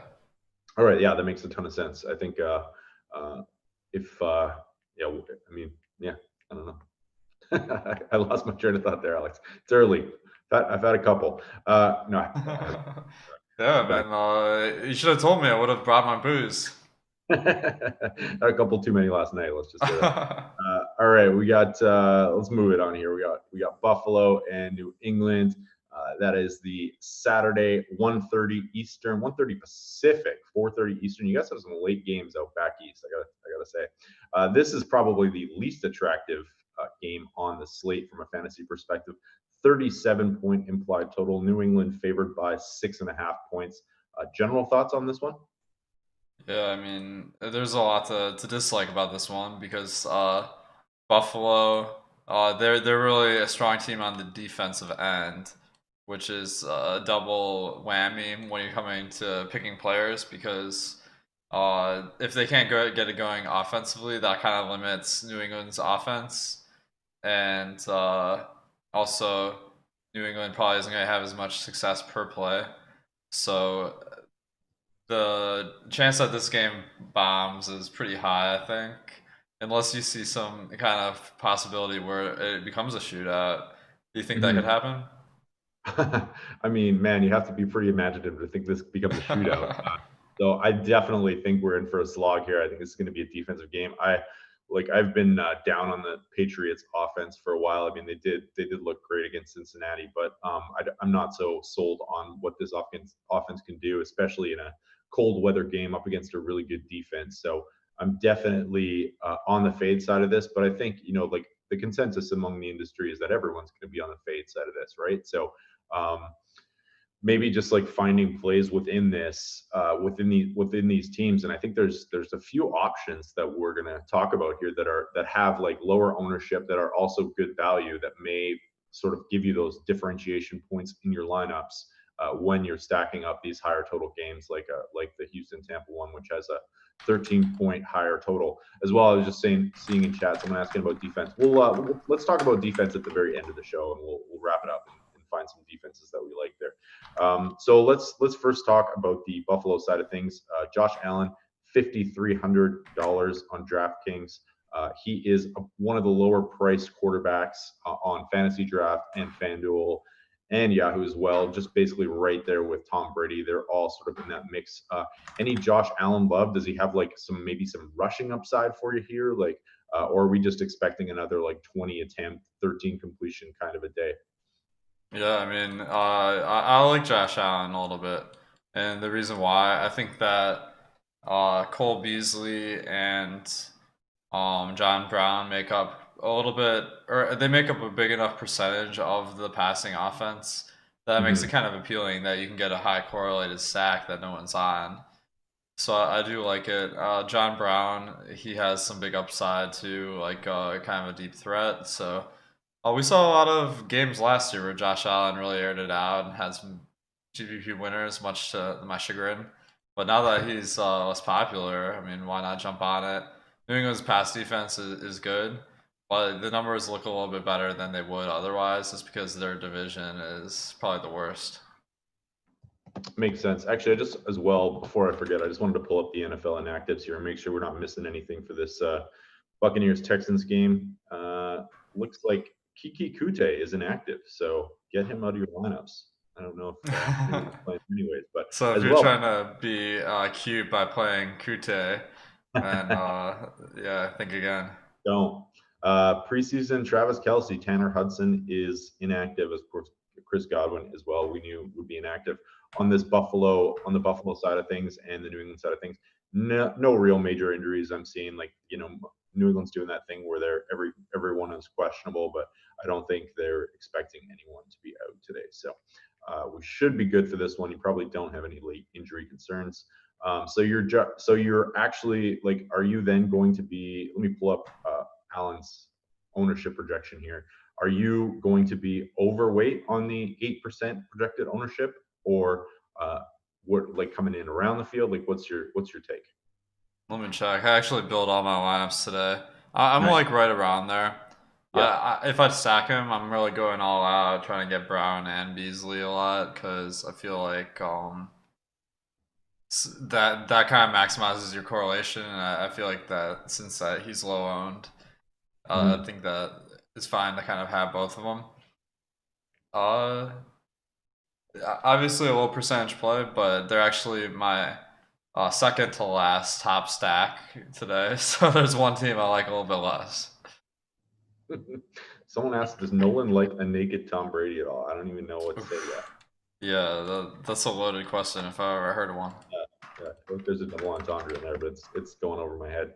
All right, let's move it on here. So Buffalo, yeah, you said John Brown, Cole Beasley, my boy Robert Foster just getting no love in this offense. Isaiah McKenzie snaps are down, routes run down.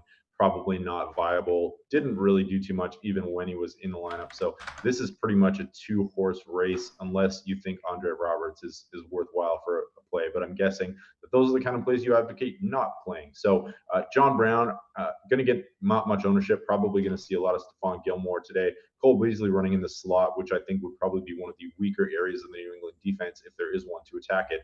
Any preference for either of these two, and are you peppering them in just one-offs?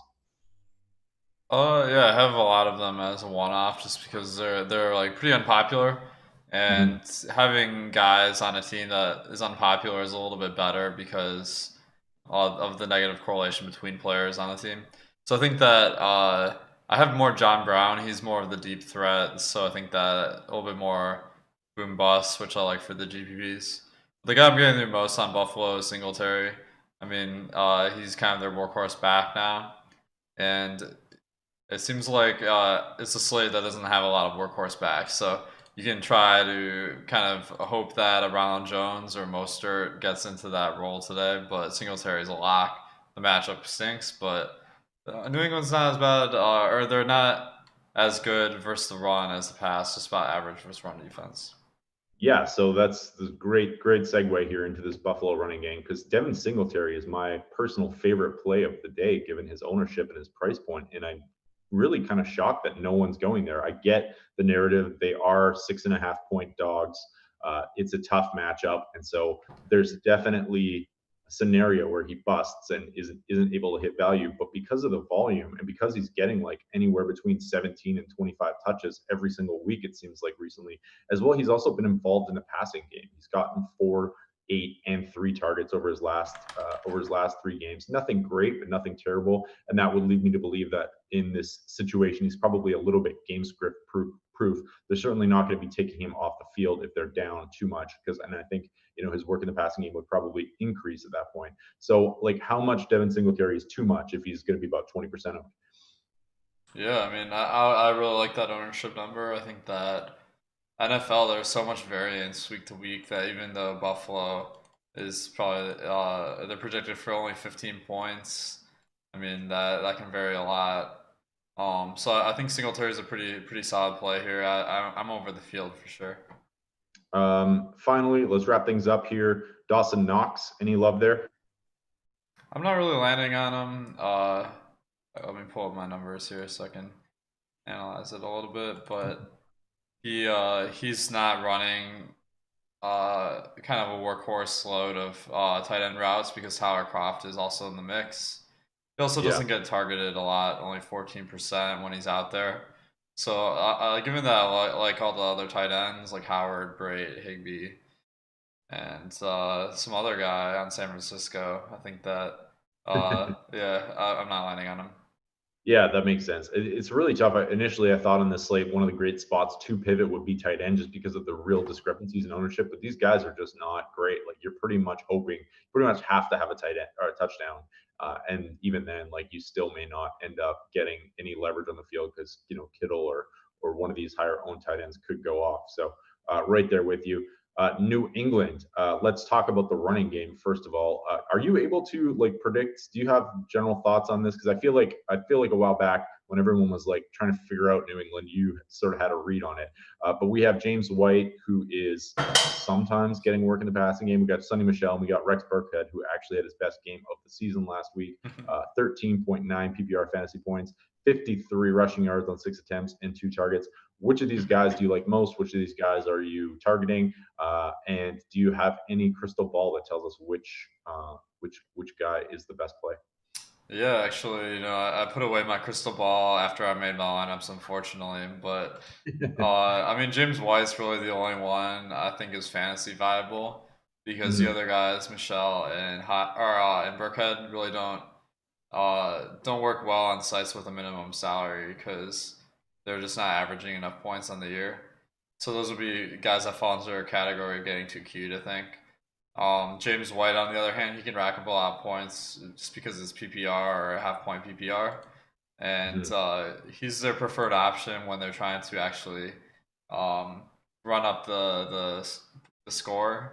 So I think that he'd be my go-to guy. And I'll let other people try to take some long shots on Michelle and Burkhead. All right, I like it. So we have currently projected, we have Michelle projected only for 12% ownership, which is actually a little bit surprising to me. And I may, I may adjust to that. Rex Burkhead as well seems like a great flyer at 3%, but probably don't need to do much to get overweight there. One, do you buy into the like run funnel, pass funnel thing? Because Buffalo's pass defense is third best in the entire league, but they have the 20th best run defense. So they have been.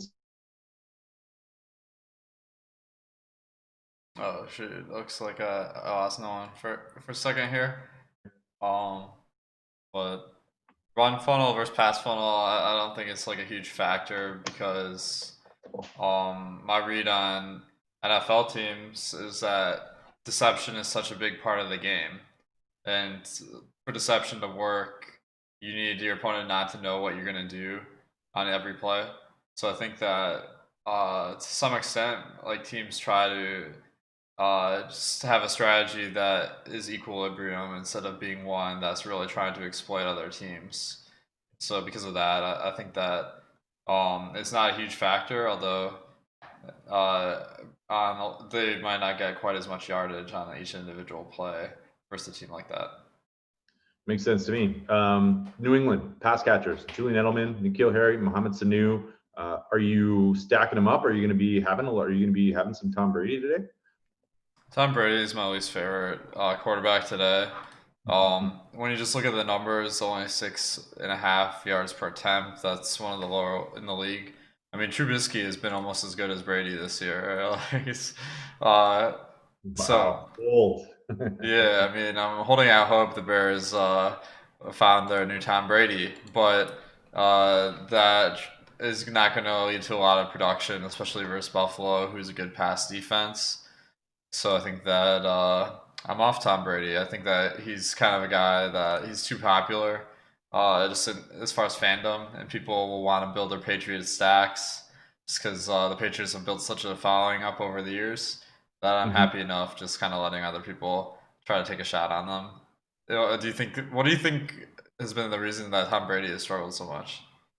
Is what has struggled? I think Yeah. just like maybe it's just age catching up with them as well. Like, I mean, it's not like they have a lot of weapons. I mean, when you're rolling out Benji Watson and Matt Lacoste and Mohamed Sanu and N'Keal Harry, like these guys, they don't really have much in the way of explosive options. Their offense is just pretty bad, I think. So that's just my take. I don't, but like it's one of those things where we've been proven wrong anytime we write off the Patriots in the past. So who knows what's coming? But I've been bearish on them a little bit all year, and I'm going to continue to stick with that. Brady just doesn't look the same to me. Like he's missing throws that he never would have missed before. So it's definitely possible that he's getting to that point. I mean, Father Time's undefeated. It's going to happen sooner or later, right? Well, I don't know if you heard, but Chad Ochocinco is making a comeback as a kicker. So people are still trying to beat Father Time. Yeah, absolutely. I mean, kickers probably have the best shot at it, right? Is he going to be trying out in the CFL? No, I mean, he posted that Roger Goodell says he's going to get a shot. I like it. We'll have a workout for him. Okay, let's. Any New England receivers that you're liking at all? One guy that is interesting. He's been getting running a lot of routes and getting targeted, but hasn't produced. Is Mohamed Sanu? What are your thoughts on him? Yeah, I like Sanu. He's a guy I think I'm going to be over the field on just because that low price tag in the industry makes it so you can get him and it doesn't like have any opportunity cost essentially. So that saves you from taking some real big shots on some guys that are more unproven. And sorry, go ahead. So I think Sanu is a pretty good play today. Julian Edelman? I have him, but I think I'm under the field. I think that he's probably going to be taking the biggest hit because of Brady's kind of ineffectiveness. Also, yeah, I just don't think there's going to be a lot of production here to spread around, given that Buffalo is a strong pass defense. So he's a guy I have a little bit of because any receiver has so much variance, but I think he isn't in a great spot today. Makes sense. All right, let's move it on here. First off, before we get into this final game, two things. Just if you wouldn't mind giving this video a like, we would appreciate it. Thank you all very much for watching today. We got about 20 more minutes before locks. We will get into this Rams and 49ers game coming up next. as well. We have a lot of great content on the site today. If you want to go check it out, they're all up on the main page. And awesome. Adam Pfeiffer wrote a special column, Saturday matchups, breaking down all three of these games. His usual matchups column is a behemoth. It's like 15,000 words every week. And if you're not reading it every week, you probably should. It's the best free column you can find, and he puts a lot of work into it. As well, we got EMAC breaking down the showdown slate for tonight's game between the Rams and the 49ers. And myself and Spags have columns with a few free awesome grades and values and picks up there. So we got you covered for the Saturday slate, man. Nice, man. I've been using all the tools this morning. And I mean, all the articles are great because it kind of like answers the questions that I might have throughout the week. So, yeah, I think that if you don't have the membership, you're leaving money on the table because you can use all these tools and all the analysis to just get better results and strengthen your own process. 100%. Let's just talk before we get into this Rams 49ers game. Let's talk a little bit about defenses today because we haven't been talking about them so far. Do you have a favorite defense? Probably the one that's the cheapest. I didn't actually put a lot of thought into it. The Patriots, I'm afraid that they'll be super overowned because they've averaged 15 points this year and the matchup's pretty good. I mean, they have to be the highest projected of the day versus a guy in Josh Allen that loves to throw picks. But actually, my favorite today, a little bit contrarian, going against Tampa Bay.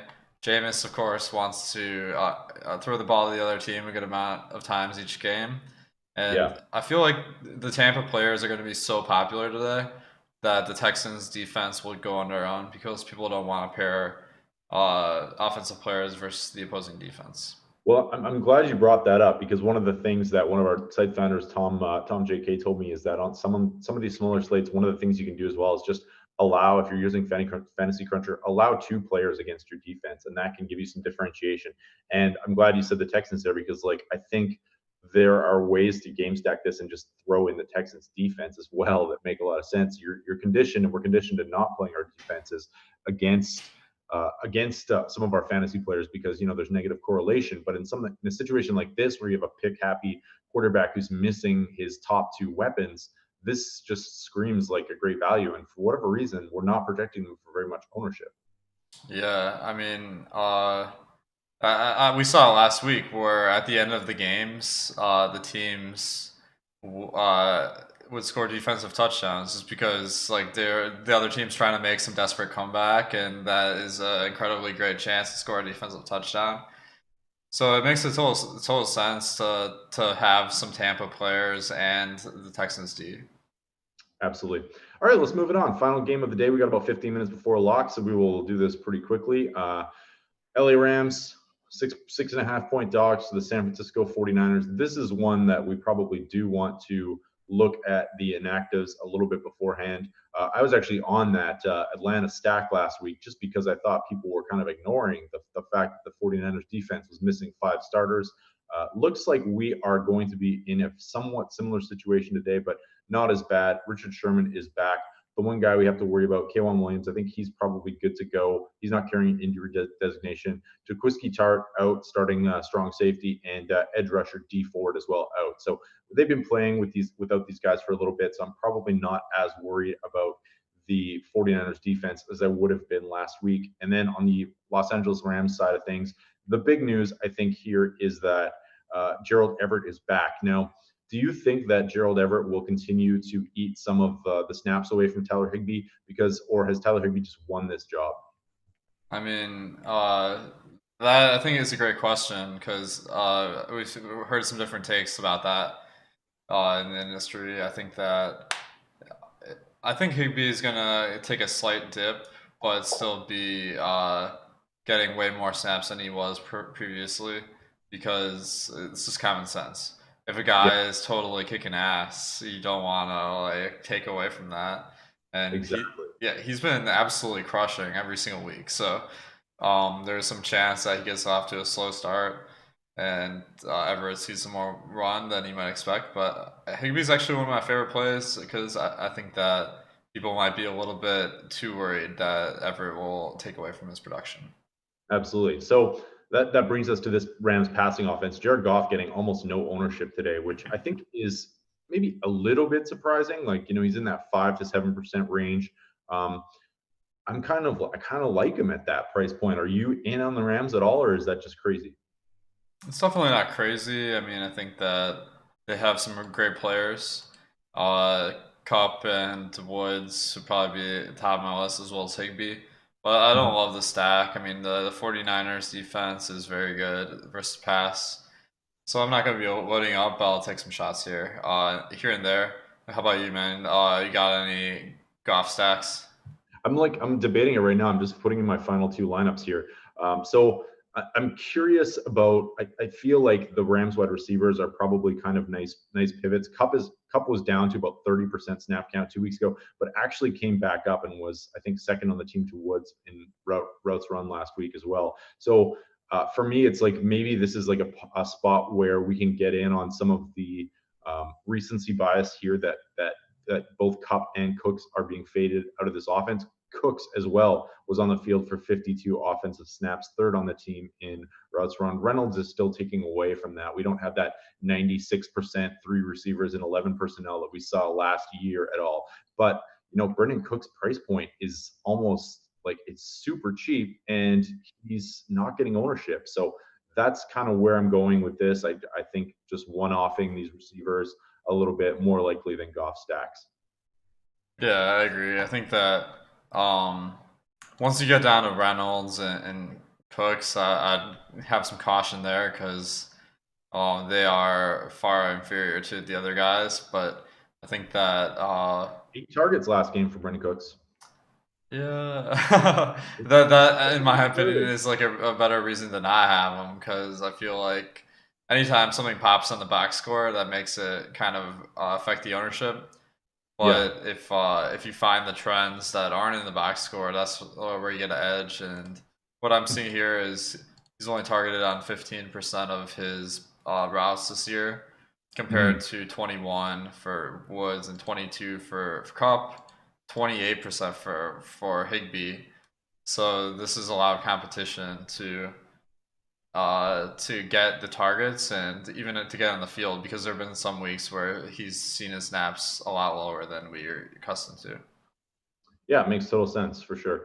I guess like what I'm saying is he's more of a flyer, and I think like if he is going to see the field and he is going to possibly it's just strange that he was worked out of this offense so quickly. I know he's battled injuries, but like we're talking about a guy who was elite last year, and it's just really surprising to see how quickly he's fallen. And I'm wondering if maybe there is a bounce back in the cards there in the short term. But maybe you're right. Like this is a pretty tough matchup against a very stout San Francisco defense. So you're pretty much just probably relying on 1 or 2 big plays for him to pay off if he can get there. What about Todd Gurley on the Rams side of things here?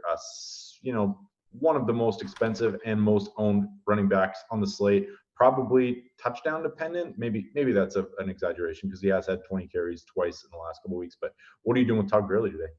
I like Gurley a lot. I think that he's getting way more of the workload recently. And the Rams, they're in desperate need of a win here. They have only a 3% chance of making the playoffs according to 538. So I think that they're going to be trying as hard as they can to win the game. That means 100% Gurley. And that's going to lead to production, like no matter how you cut it. The problem is that they don't target the running back very much this year. So he's a little bit more rushing dependent and game flow dependent. But I still think he's a great play.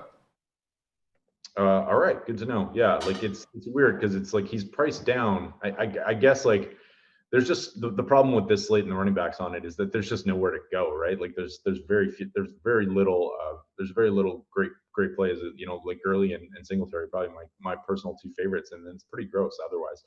Which brings us over to the San Francisco side of things.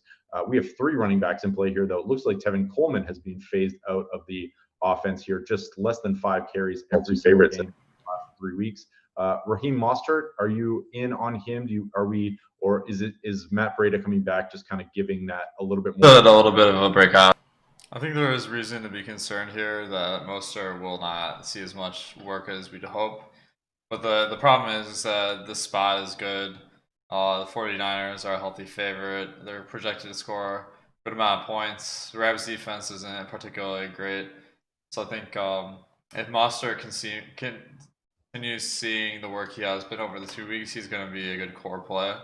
But there is that worry in the back of our heads that he'll get subbed out if Breida and Coleman start tearing it up. So a little bit of a risk here, but I think he's a good play. Or do you think that maybe taking a shot on Breida or Coleman, if no one's going to be on him, could be a sharp move? Yeah, that's what I'm thinking, right? And like these guys, you could even we talked a little bit about yesterday about the possibility of stacking up 2 running backs from the same team. We've seen that work. I think both him and Brady. You're having a couple. Can you hear me? Yeah. He has some big upside too. Can you hear me now? Yeah, you're good, man. Sorry, man. Okay, yeah. So we've seen in the past that Breida and Mostert have had big games, or Breida and Coleman have had big games in the same games as well. Would you be willing to put both of them in the same lineup?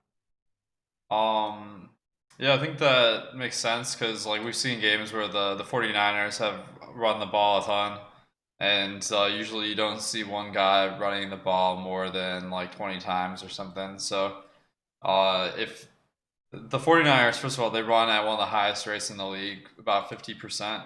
So when I add that all up, I'm getting like 30 carries on average.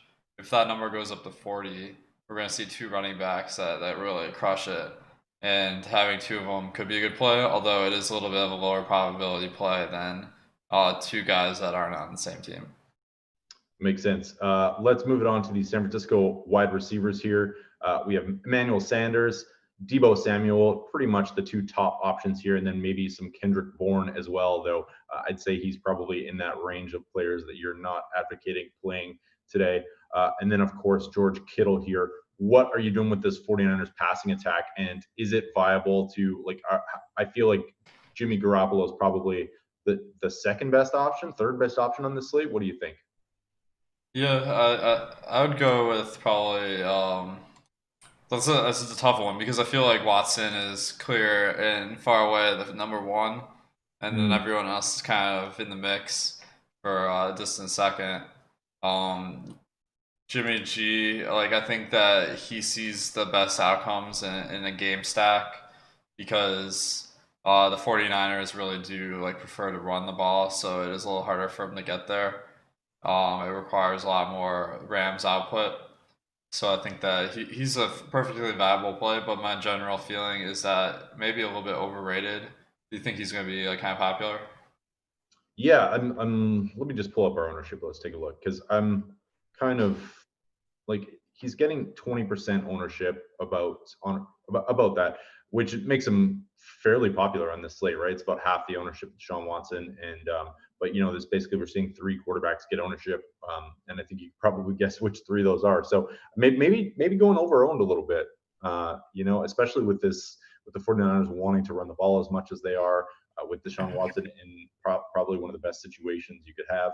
So I think like if he was at 10% ownership or something like that, it might be a spot where you're kind of his probability of being the top stack is higher than his ownership. But now I don't know if that's the case, Alex. Yeah, I think that I think a lot of people they'll look at this Tampa Bay Houston game and be like, well, this game's too popular. I might be a hipster. And the clear option is Jimmy Garoppolo. There's too many question marks about Josh Allen, Tom Brady, and Jared Goff.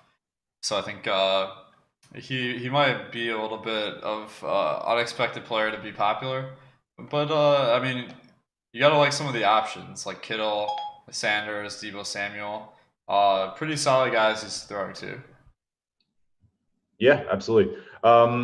Let's so we got 5 minutes left. If you guys got any questions in chat for Alex, fire them away. We got one: Patriots or Niners D. Any thoughts on that? That's a good question. I mean, I think the Niners D is lower projected, but probably a lot less popular. So in a chalk lineup, maybe Niners, in a contrary lineup, Patriots. All right, we got a season-long question for you. Are you in any finals this year? I'm in the third place match, so I'm still pretty good. trying for my spot on the podium. I'm getting ready to take down the PME in our charity league Oh final. man, I saw you picked up Mike Boone, man. Are you nervous that Cook sits out? I'm gonna be bragging. You're never gonna shut me up if I win it. I'm gonna be bragging. Oh yeah. Well, dude, you're taking down some Titans, so best of luck this week.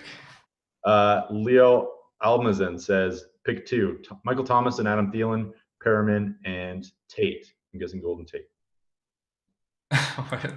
Well, Michael Thomas for sure. Oh wait. So pick the best 2. Yeah, I mean, I'm guessing this is a season long here. Yeah. Michael Thomas, you don't even need to debate that one. Yeah. I mean, it's really a question of whether or not you believe Thielen returns to form this week. So I think Perryman's the safer play, but Thielen's the better player. Yeah. So if you're, I'd probably go with Perryman. I think that I can't remember who Minnesota's playing this week. To be honest, Green Bay. Yeah. So not. They might actually roll Thielen out more than because tough matchup. So yeah. I think. Go ahead. Yeah. Who do you think? I don't know. I'd lean Thielen, but that's just me.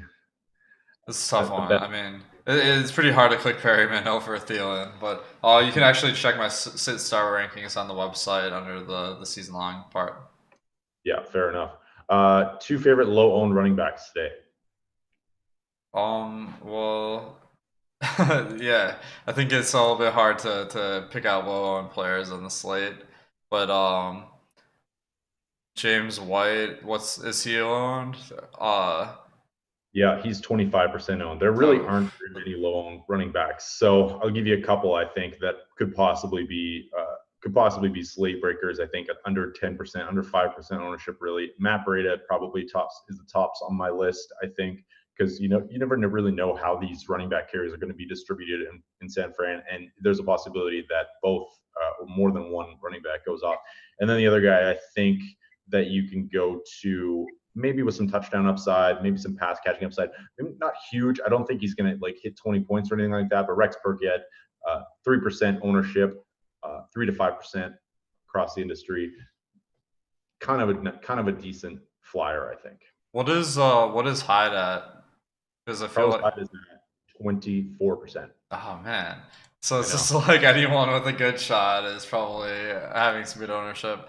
But one strategy I'm leaning to is maybe you play Hyde because he's so anti-correlated with the Tampa Bay side because he only comes in if Houston's up.